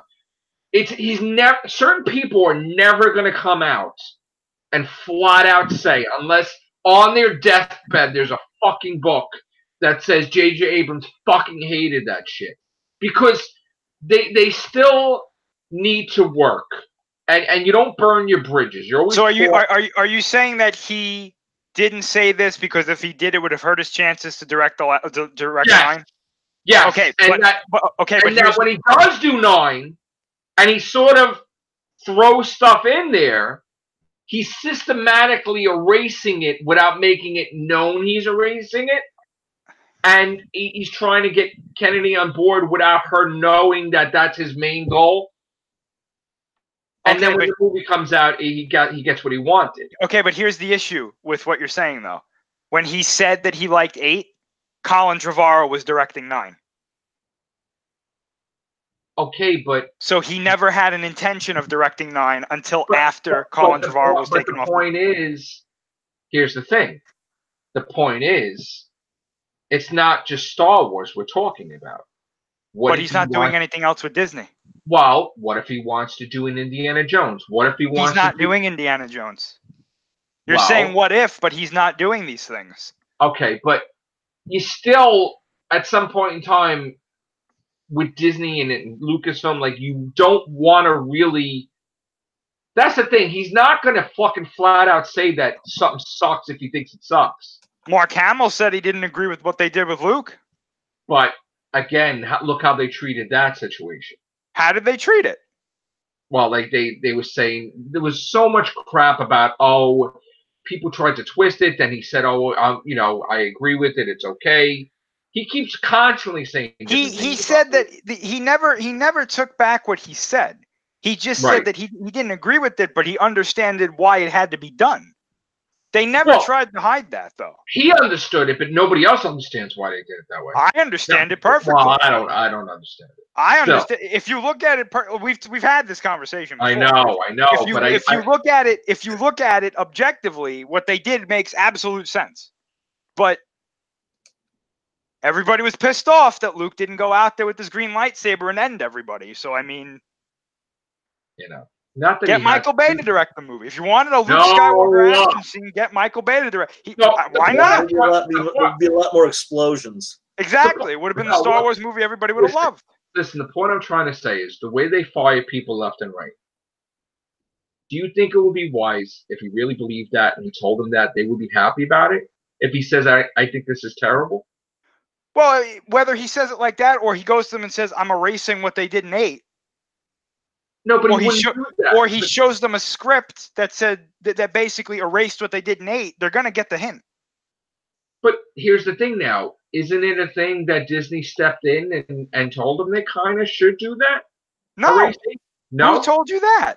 No, I didn't say anybody told me that, but isn't it like Disney is kind of stepping in with certain things, or no? No. They're not?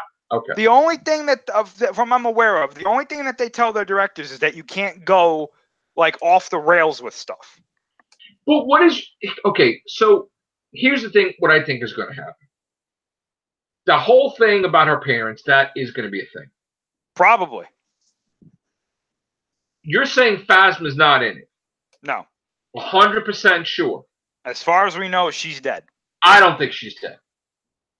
Based on what evidence? Because based on that was his character, and that's not the way he wanted her to end. Okay, so if she's alive, then she's like a half-burned piece of bacon. Yeah. Well, that's why. Look at Grievous. I mean, like they could do something. Wait. Grievous was not human.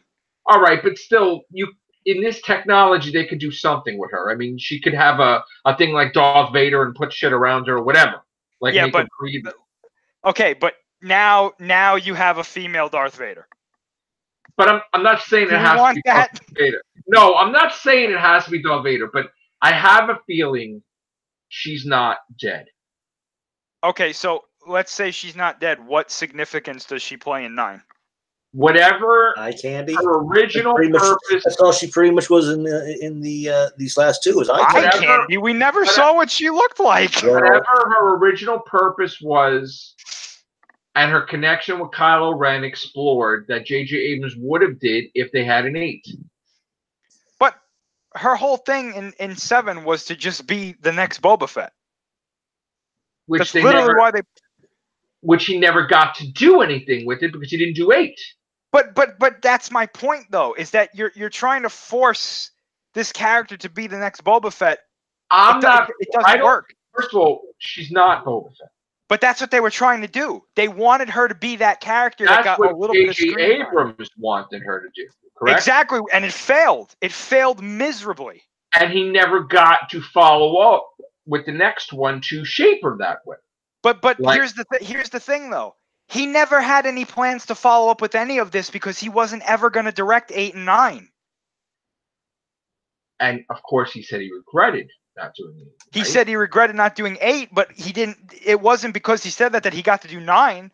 They got him to do 9 because they got rid of Trevorrow and they're like, "Hey, listen, we need somebody to wrap this up. Do you want to do it?" But given the opportunity now that he's back, wouldn't he seize the opportunity to fix or continue the line of thinking that he wanted to do, or is he going to go in with Rian Johnson's vision? He's not going to go with Rian Johnson's vision. But that's what I'm saying. There was no further vision beyond 7, and there was no further vision beyond 8 for Rian Johnson because at the time when they were doing this, Colin Trevorrow was doing 9, so it was going to be his story. So if he wanted to do if he wanted to do something with Phasma, I don't think that they would let him because she's dead. Well, she fell into a fireball and then fell into space. And Darth Maul got chopped in half. Darth Maul is an alien. Darth Maul is force sensitive. Still. Darth Maul survived only because of his dark side flew in space. It's like, you know what I'm saying? Again, that's not something that I agree with. That she should have done. I agree. But, so I think honestly, if he really didn't like this is what I'm trying to say, Chris. What I'm trying to say is, if you're J.J. Abrams and you didn't like stuff in Star Wars Episode 8, and you have the power to change it, you are not going to come out there and say, I'm changing it. In fact, you'd be worried that people in Star Wars would be seeing what you're trying to do. So you'd be nonchalantly, oh yeah, Rian Johnson's stuff was good, it was good. And then you would just change the shit the way you wanted. Okay, but that's not how it works though.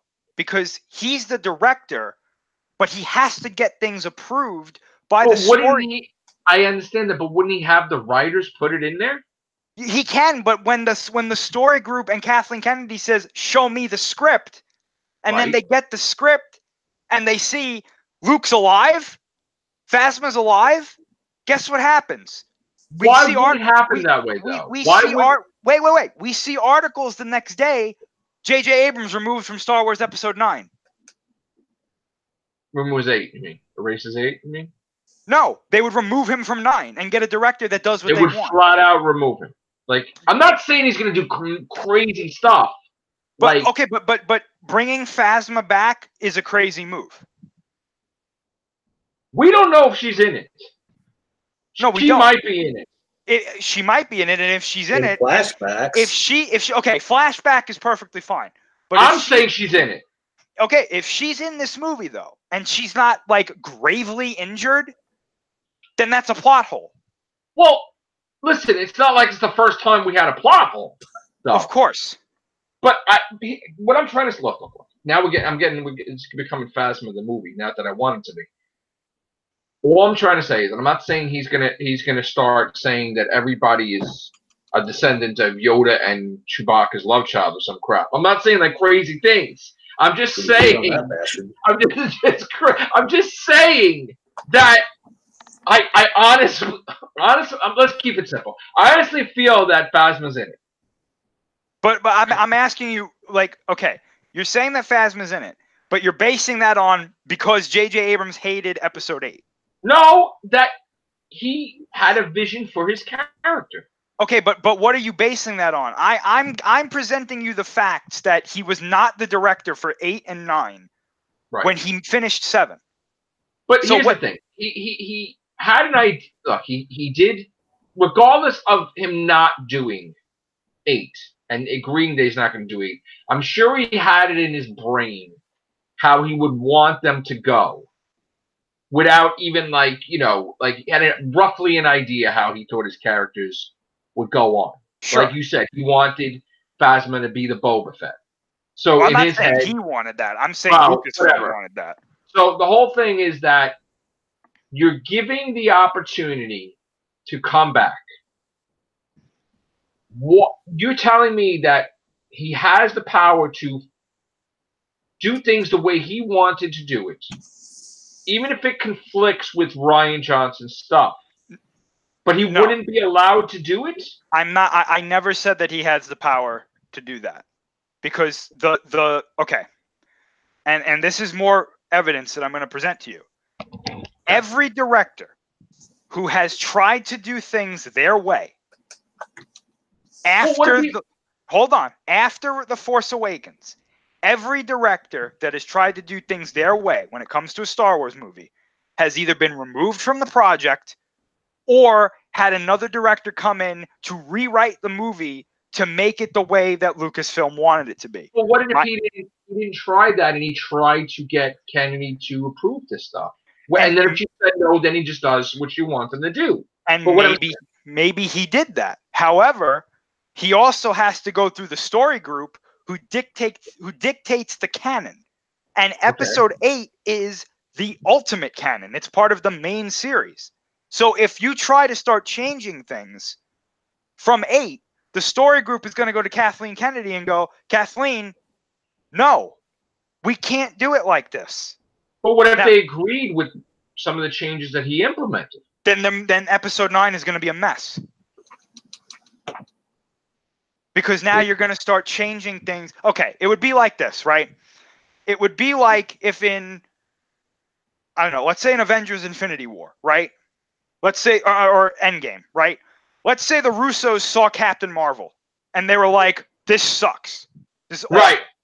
And then, but behind the scenes, and then they say that behind the scenes, but then in the public, they're like, oh, it was great. Right. She's fantastic, right? But then in Endgame, they start retconning things that she can do from Captain Marvel. And now they're trying to re-explain her character. And what she's she not can do. as powerful. Now, part of the movie is them trying to re-explain the character. And then the rest of the movie, people are like, well, why didn't she just do this? Right. So, you know, or it'd be like in like King of the Monsters, right? If there was a scene where they were like, or if Michael Dougherty was like, oh, I hated Godzilla 2014. But in the public, he's like, oh, it was great. And then in the movie, they're like, oh, there's going to be a scene where we nuke the monsters. And they nuke the monsters and Godzilla dies because he gets nuked. And people are like, hey, wait a minute. You nuked him in the last one and he survived. Right. Now they have to explain, oh, well, this is what happened. And then it's like, what? So you can't just start like retconning things and then expect nobody to be like, hey, wait a minute. But here's the thing. Is it a retcon that Phasma's completely dead? Because we saw her eye and it's like a thing where I'm going to get you when I see you next time, I'm going to kill you type of thing. Not that she's dead, dead. But it was like sort of a revenge look. It was a revenge look before she fell into a fireball. I mean, but that's into space. I mean, I don't know. It's different. It's different from her in 7, where they're like, okay, they threw in a trash compactor, but like ideally, like you could survive a trash compactor, and we saw how she survived. Right. This one, it's like she fell into a fireball, and then ideally she fell into space. She's probably dead. You know, like she's got the well, I mean, but she's exposed. I mean, that armor did nothing though. Like a blaster bolt was able to get through it. But this is the reasoning why I'm saying she's alive. We had Leia flying in space and the radiation not killing her. Like there's things in here that is just plot hole city with certain things.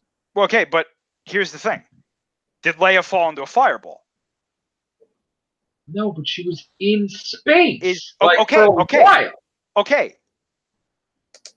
Scientifically, I believe a human can survive in space for a little while. Yeah, for 30 seconds at least. Or so. Captain Phasma, A, fell into a fireball. B, fell into space. C, is not force sensitive. So she couldn't escape. Let's say in the Star Wars universe, a human could survive in space for as long as Leia did, right? Okay. Leia escaped because she's force sensitive. Right. Phasma is not.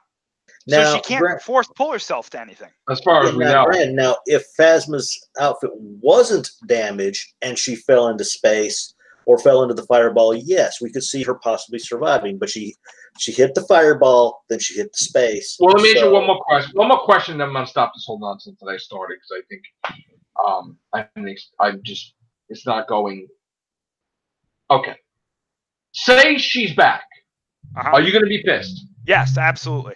Completely 100% pissed. I'm not going to like trash the movie if she's in there, but that's definitely going to be something that to me sends up a red flag because it's like, okay, this is either J.J. Abrams losing his mind, which has happened before, or this is Lucasfilm going, she's got to be Boba Fett, put her in there. Like, and then sell the toys.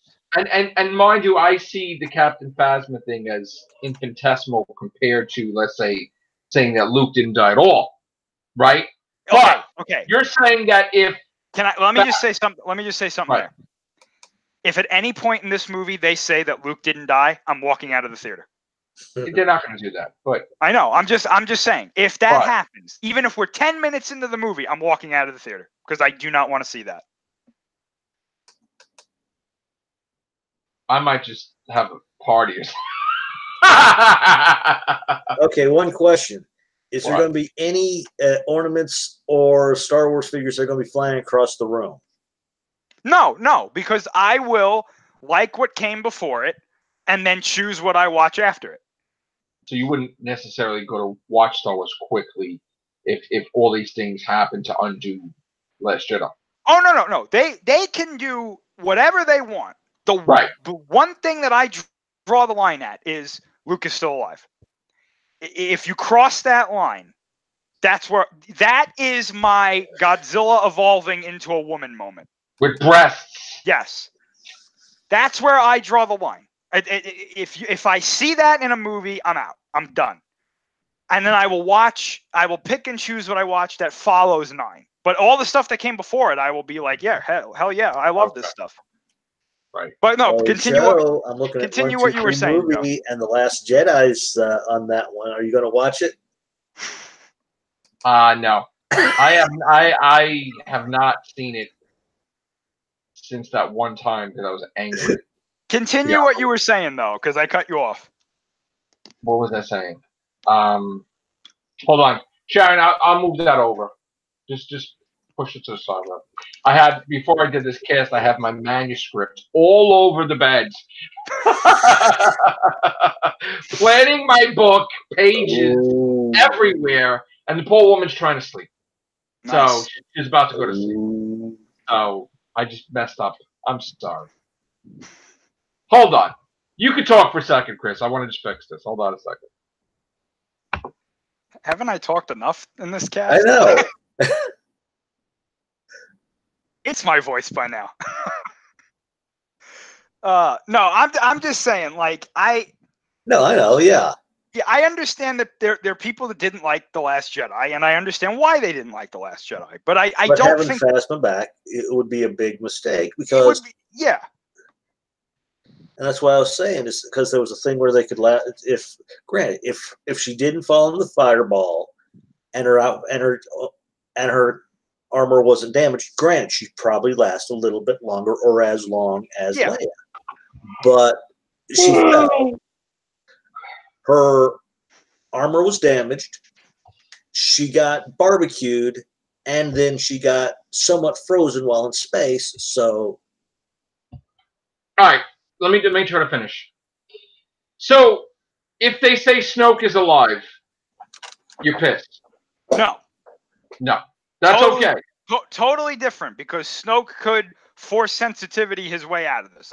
Now, I don't want them to do that, but if they told me like he did an essence transfer, or that was a hologram, like the Luke thing that he did, or something like that, or he had clones, like a puppet or something. Yeah, or he had clones.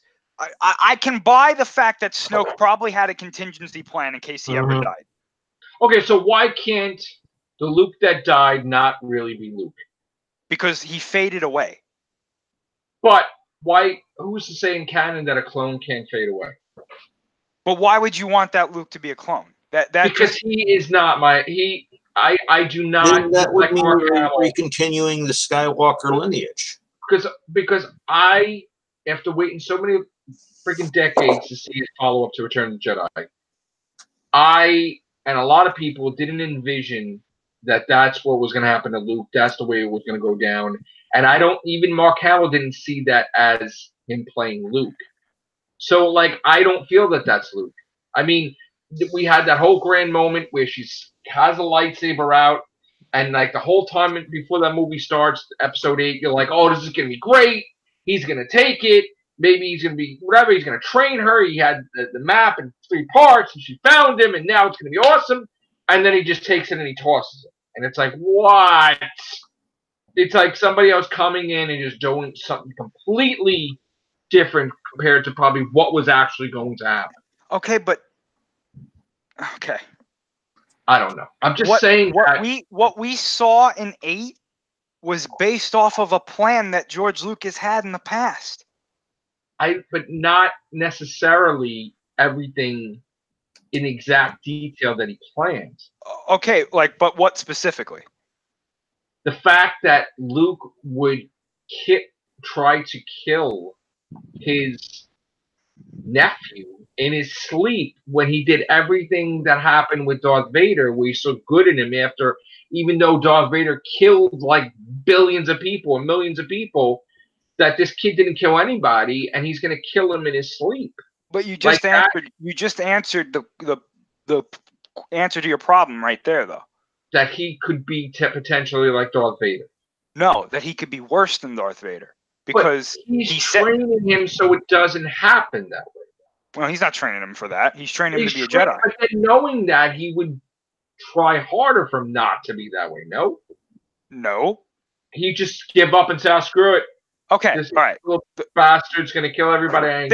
Okay, think about it like this, right? Why did Luke try to turn Darth Vader back to the light? Why did he turn him? Because that's his fault. No. Why did he try? Thanks good in him. Okay. What did Luke say about Kylo Ren when he looked into his mind? But that could have been a Snoke force misconception thing. Okay. Snoke could have implanted a fake sense for Luke to pick up on. Okay. Like he could have masked the feelings, just like Kylo Ren had to be very careful. But how would they have known he was still alive? Well, what I'm saying is, you know how Kylo Ren killed Snoke, but he did it where he had nothing in his head or something that he couldn't detect that he was going to do that, and he just killed Snoke. Because Snoke was focused on Rey, and on what Kylo Ren was thinking at the time. Right, but the thing is, though, Snoke is supposedly more powerful than anything, right, that they've ever encountered. So wouldn't he have We don't know if he's more powerful than Luke, because the source material says that Snoke was afraid of Luke. But wouldn't he have the ability to mask what the kid is feeling? Potentially, but there's no evidence to support that, though. Yet. But if we're talking just about 8, though, not about 9. But okay, so Luke goes to kill his nephew, but then he stops himself. Right. Because he's like, I'm not going to do that. That's my nephew. And it's the wrong thing to do. Correct. But Luke that wouldn't even get to that point, though, I feel. Knowing what he's known, and going through experiencing everything's experienced, Luke wasn't the type to just do something like that. Okay, but let alone even hold the lightsaber over his nephew. I mean, that's what are insane. you? But what are you basing that on, though? Like, what events in Luke's past would tell you that he wouldn't do something irrational like that? Just killing somebody in their sleep? But he's not. But you're making it sound like he got the idea. Like, I'm gonna go do this. Like, No, but that's like, not what happened, though. he sensed that there was evil in him. But like, why wouldn't he work with him to shine the good in him, like to bring the good out in him? Okay, Like, so why wouldn't he put effort in his nephew like he put effort in his father? he didn't, Well, why wouldn't he? because he didn't sense any good to put effort into. Do you see where there's the disconnect? Is that had Luke sensed no good in Vader, he would have killed him. But the thing is, there's absolutely no good in Kylo Ren, but yet he manifests that there's good in him because he does certain things. Like, he doesn't kill people outright, Yes, he does. but like, he could have killed Rey in the beginning. He could have, but he had an ulterior motive. He didn't kill his mother. He didn't kill his mother. No. Why? Because he's unbalanced. But okay, but would he kill his mother if Han Solo wasn't dead? Most likely. You really think so? Yes. I think that had Kylo Ren made it out of 7 without killing Han Solo, he would not have been unbalanced. He would have still been that same, basically psychotic individual that he was. We don't know that, though. We don't really know that. There's nothing to support. We don't know that for sure, but there's enough evidence to make a case that yes, he would be like this because we see him like that in 7. And how could that be if he's raised by Leia and raised by Han? Like, did Han leave while he was a kid? No. Han and Leia were not good parents. Okay. If you read the source material leading up to this, you see the type of childhood that Ben had. Okay. And basically, when they found out that he was Force sensitive, they were like, "Here, Luke." They panicked.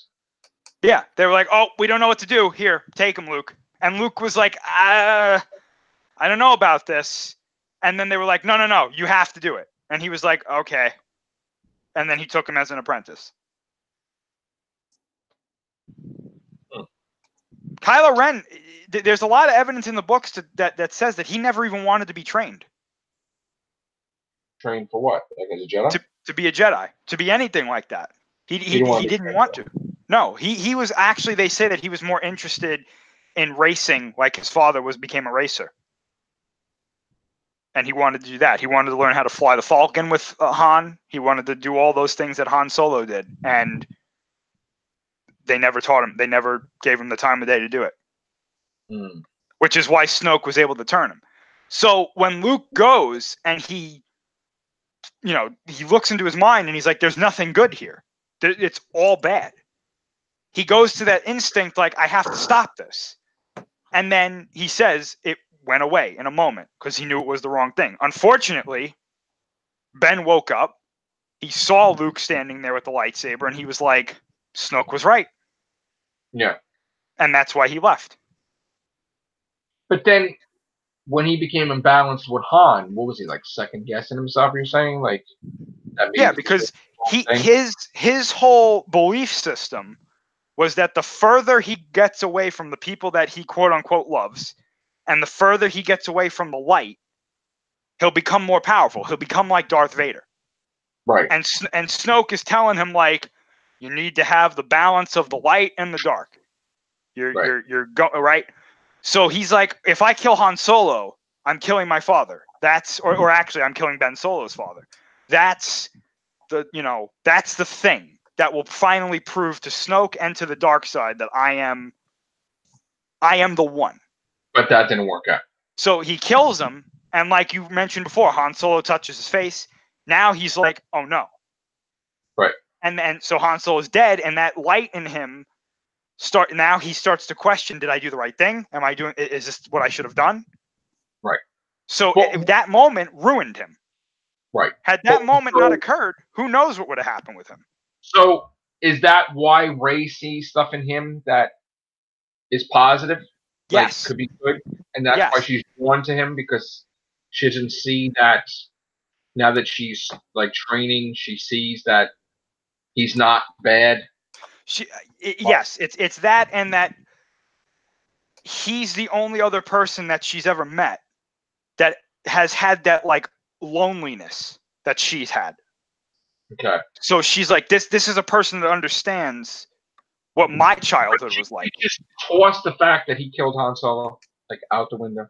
Yeah, because when she thought that Luke was the one that caused all of this, she's like, well, no wonder he did it. Like, no wonder he's unbalanced. He's crazy. Your family is fucked up, and yeah, basically, yeah. That's why she was so upset with Luke. Now, granted, I would be 100% on board with you if the actual story was the way Kylo Ren imagined it. I don't know if you remember that scene, but there's like a bunch of different versions of how this story was told. Right. And Kylo Ren's version had Luke in there with like a Joker look on his face. Right. Like ready to just kill him. Rip your throat out. Right. Yeah. When I saw that, I was like, nah, fuck you. That's not how this works. Right. Exactly. Then when I saw Luke's version of it, I was like, oh, that makes more sense. Right. So, I mean, you know. Look, you know what? It's never going to happen that the Last Jedi is wiped from existence. No. But are they going to continue in that path of the Last Jedi, or are they going to, not that they're going to erase the Last Jedi, but they're going to move forward from it, like where things that are big in it is not big, or just, I don't know. I have a feeling that it's not going to be like that they're going to try to eliminate as much as possible from Last Jedi. I have a feeling. Well, I mean, you can eliminate the small things, but like you can't touch anything big. So is it really worth doing at all? Like, is it worth eliminating anything at all if you're not going to eliminate the things that are quote unquote problems? See, the thing is, as long as we have a good movie, see, my biggest thing is the characterization of like when they act a certain way in Force Awakens, and then they act completely different in Last Jedi. I have a problem with it. Right, I agree with you 100% there. Poe Dameron's, down to earth. He's calm, collected. He's a great pilot. He's a strategist. And then you turn him into a dumb male. Like that whole SJW thing, that the men are stupid, the women are superior, and it's like. See, I didn't get that from Poe, because in The Force Awakens.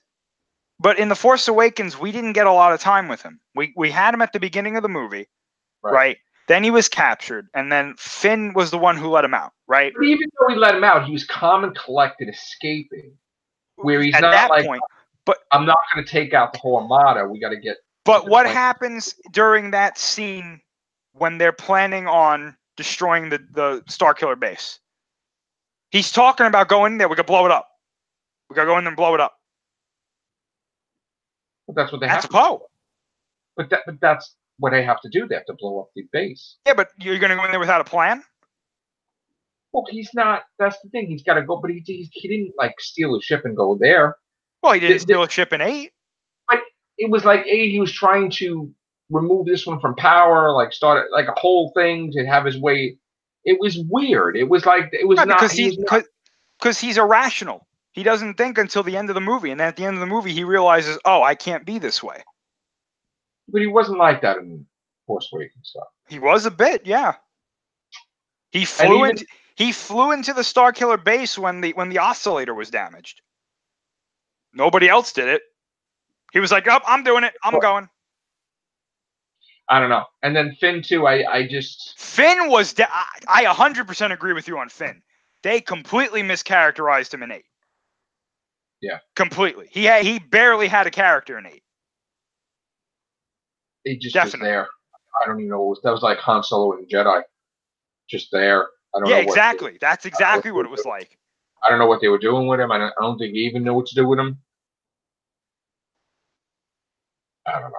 Even Rey at some point suffered from kind of not having a character. I got annoyed with I got annoyed with the fact, you know how Dagobah had like the dark spot in there, like the dark cave and everything. Oh right? yeah. Why is every planet have a dark thing all of a sudden? Like, it was like reminiscent of Empire, like a copycat thing. Which I'm like, do we need That's what they're doing. These three new movies are pretty much a recap of 4 through 6. Well, why are they doing that? Why can't we just have original stuff? Why is it like Dagobah? Because this era's Star Wars and Ewok. It's like, just can't you just do something new? No. And when I say something new, I'm not talking about that shitty thing that they went to the This planet. is this era's Star Wars. So since they did, because they are literally, if you look at it, they are literally mimicking 4 through 6. They shouldn't mimic episode, it, they're doing it in such a way.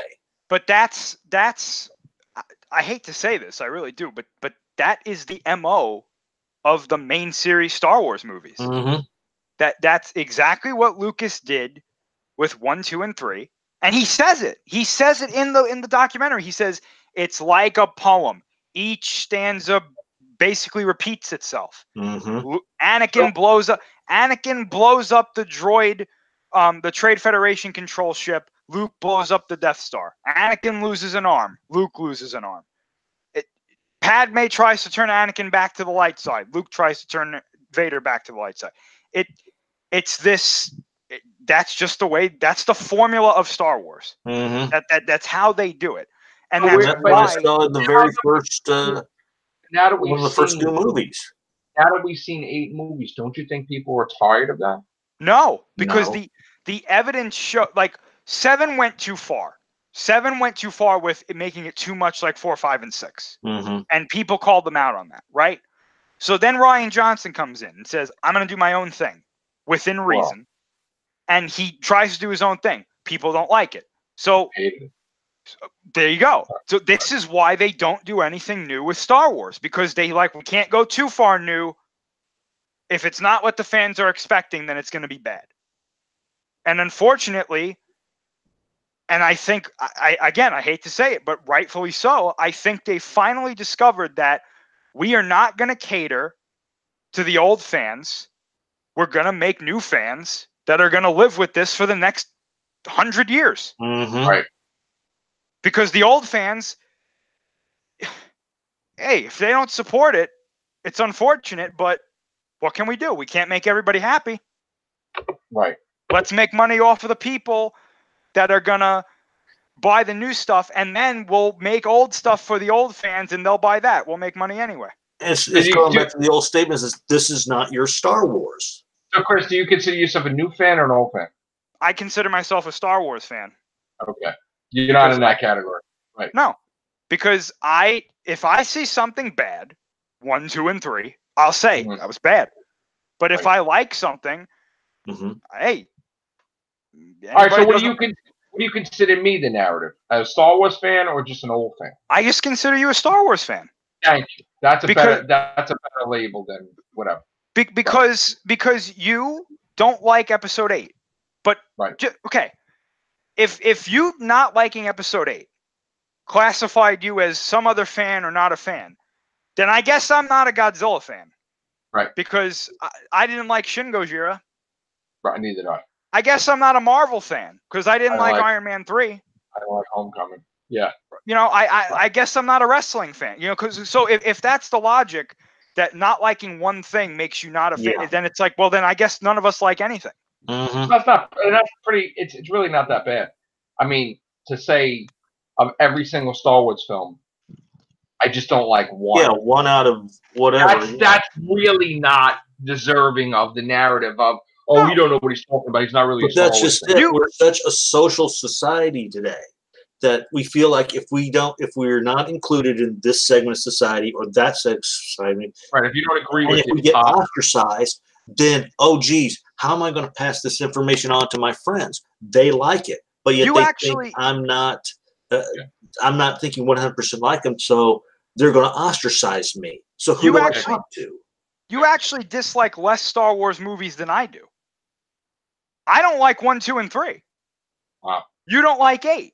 So Yeah. I must be like someone who just despises Star Wars. Because I don't like a whole era of movies. You not liking one movie, that's like, you know, okay. But even when I like something, people want me to not like something, like Ghostbusters. Well, that's the other end of the spectrum. It's like, okay, it's like if you liked The Last Jedi, there are people who would be like, how dare you? Like, right. And it's like, well, what do you want me to do? You want me to lie? Like, right. Exactly. And I thought I wasn't going to like Captain Marvel, but I was wrong there. Well, that one, I want to know what drugs you took before you went into that. Because you need to send some of the. No. It was nothing. You know what it was? It was my Joe was my conscience. He's like, Dad, because here's the thing. I made them, like, not that I made them. They were able to choose when they were kids, but I took them to see everything like my dad took me to see everything. I got them into everything that I like, knowing they would like it. You know, so they're Godzilla fans. They're Star Wars fans. They're Marvel fans. They're everything that I am. And they like different stuff, too, that I don't like. Like, you did a fantastic job. They have great taste. Right. They like anime. I don't like anime. Like, that's the difference. They have their own opinions. They're unique. They're different. But, so it's like them shoving myself in my face. They're like, Dad, you're the one that says we got to see all these things. Now you're not going to see Captain Marvel? Dad! But they're like me, though.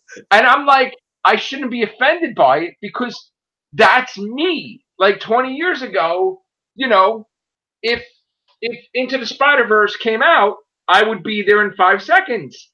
And if my 20-year-old self would come to the future, probably beat the crap out of me for not seeing Into the Spider-Verse. And it was good. Right. So they're in disbelief because, like, that's not Dad. Why is he, you know? So it was like, but Dad, you know you would see it, right? And it's like, you know what? You're right. I'm going to go make the time. And I went to see it. You know, and it was a wake-up call. It's like, get your shit together. But like I was saying before, all this stuff I used to love to do, right? I started doing video games again. I didn't do the wrestling, but that's it. That's who you are. You know, your essence. That, like, what you like to do, your hobbies and everything. Mm-hmm. So they were right. Go see. I would always go see every single. Remember how it used to be?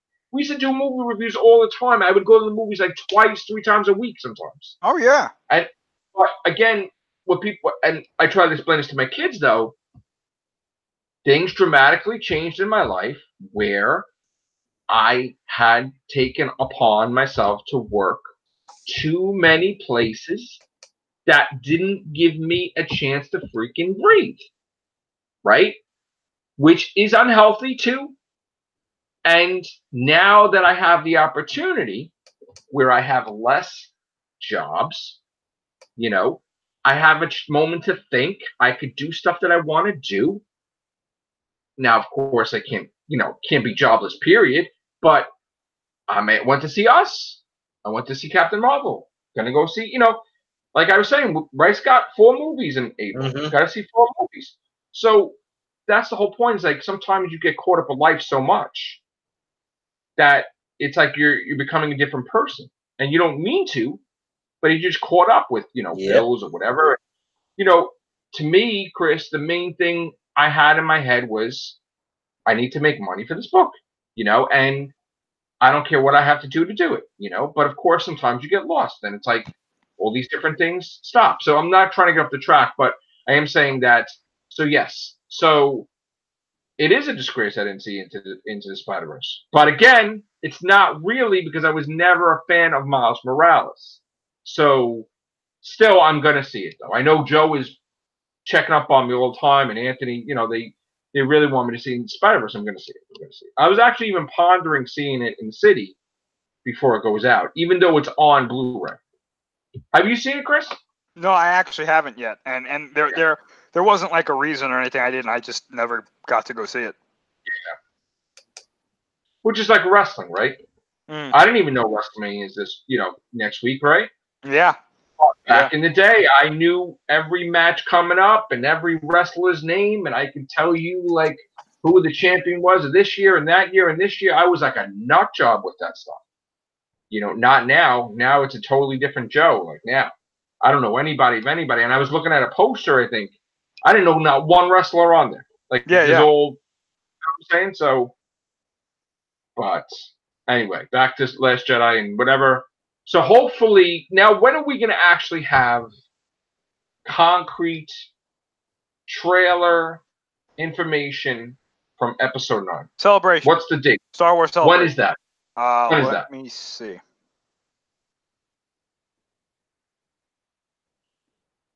Also, I think I know why we've had a problem with the YouTube flag in every single video thing. A lot of times when we do the everything show, I don't really know what we're going to talk about sometimes because, you know, maybe there's no news and maybe we're going to do things, you know, and just erupts. We'll talk about Godzilla, we'll talk about Star Wars. When I created a title, I just said ES 1875, which is our everything show 1875, you know. So going forward, I'm going to have to, you know, title it. It starts on April 11th.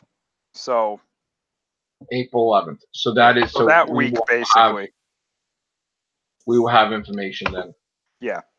I'm going to say I'm going to say that the trailer drops probably on the 12th. Okay. That's great. All right, let me read the comments because Brian, how you doing, Brian? Hello, everyone. What's up? I always thought Ray was a Kenobi.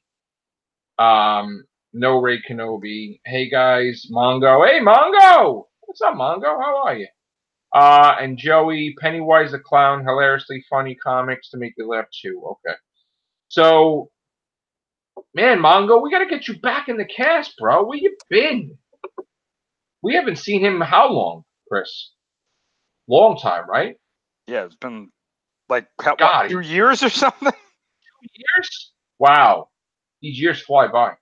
All right, so I will be looking forward to some Star Wars stuff on the 12th. That's awesome. Was there anything else, Chris? I know we just turned into a huge Star Wars. I like them, though, when we have these nice... Yeah, I didn't have anything else. Oh, wait. No, we did. I needed to... Oh! I wanted to see you get triggered. Oh. So the rumor right now is that Ridley Scott is still making his Alien movie at Disney. You told me... You know, when you told me that, the first thing I thought was, is he joking with me? But Chris doesn't joke with me. Not about this. And I'm like to myself, what the... Like, seriously? I mean, oh my God. I mean, talk about Disney making mistakes. Oh, it doesn't, you know, I guess everything's not sunshine and rainbows. That's terrible. That's terrible. Bad idea, Disney. I know you got a lot on your plate, but get somebody qualified. Okay, look, I'm not saying Ridley Scott is not qualified, but you have to understand something, right?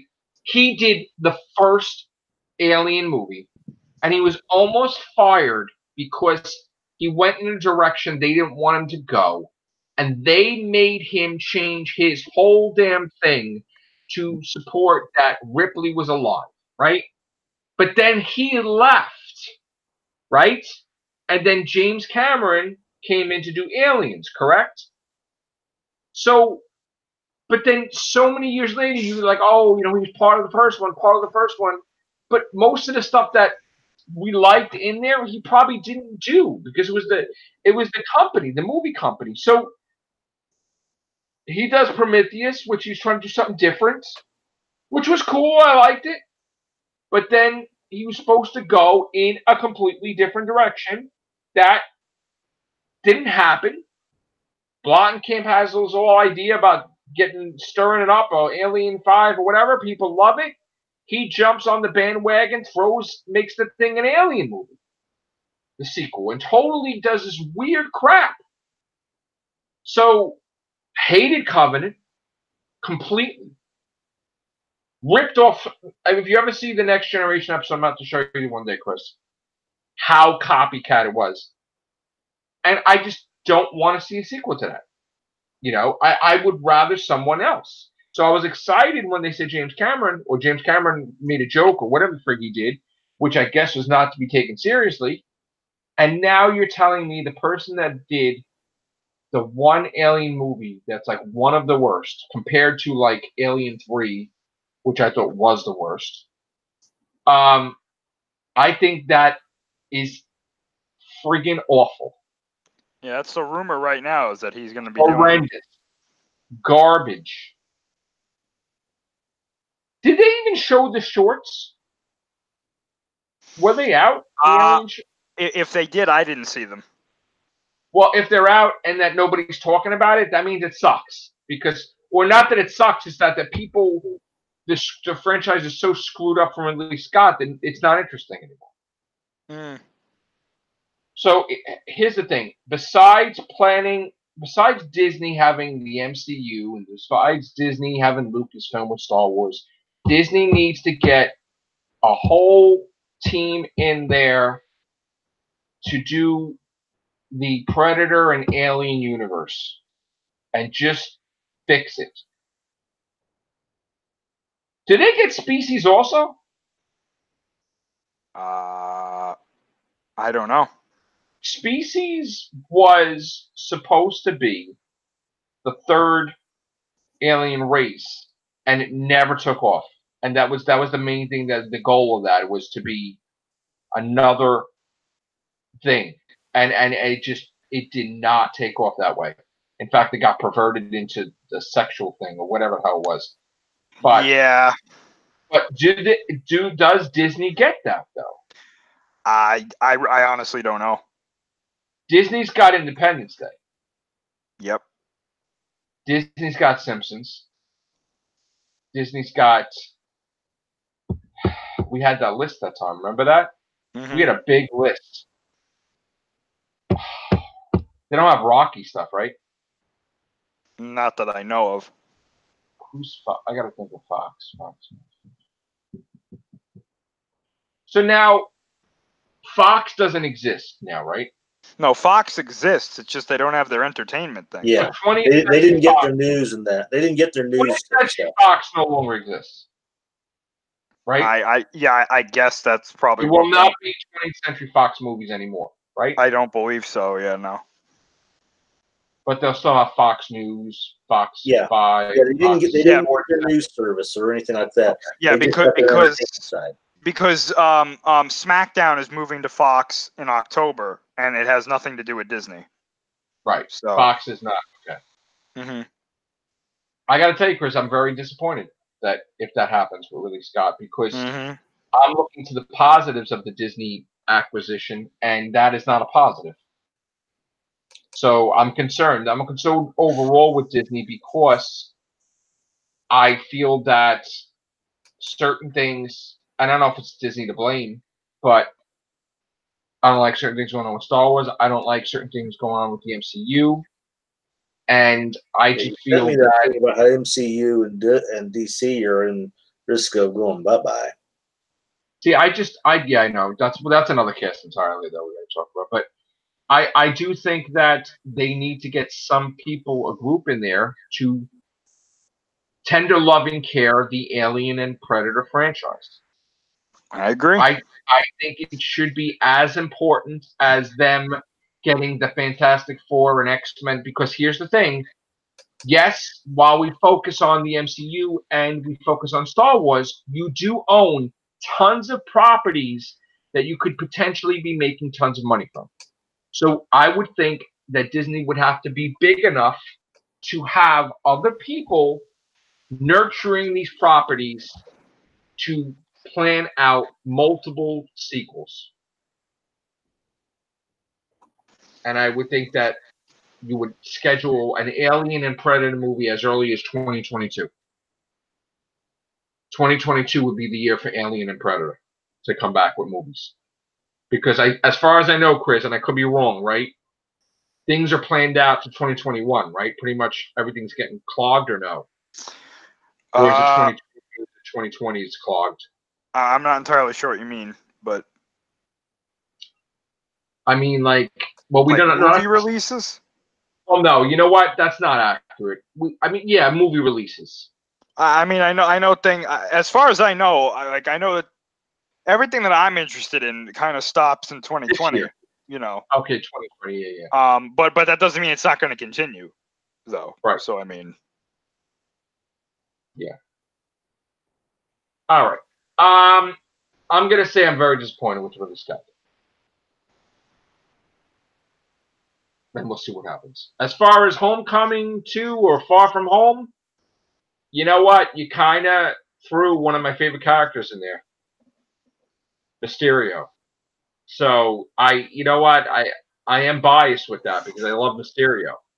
So I honestly foresee myself loving this movie because, you know, you finally granted one of my fanboy wishes there. You know what I'm saying? Although Spider-Man is my favorite hero, so, you know, we'll see how that turns out. Hopefully I'll love that, but we'll see. All right. Anything else? Not for me. Scott? 0. Yeah, we're going to do a whole other cast, probably another day, on the Marvel and DC thing, Scott, because that is like a big cast like this one, but we don't have the time for that. So, all right, guys, thanks a lot. Take care. Bye for now.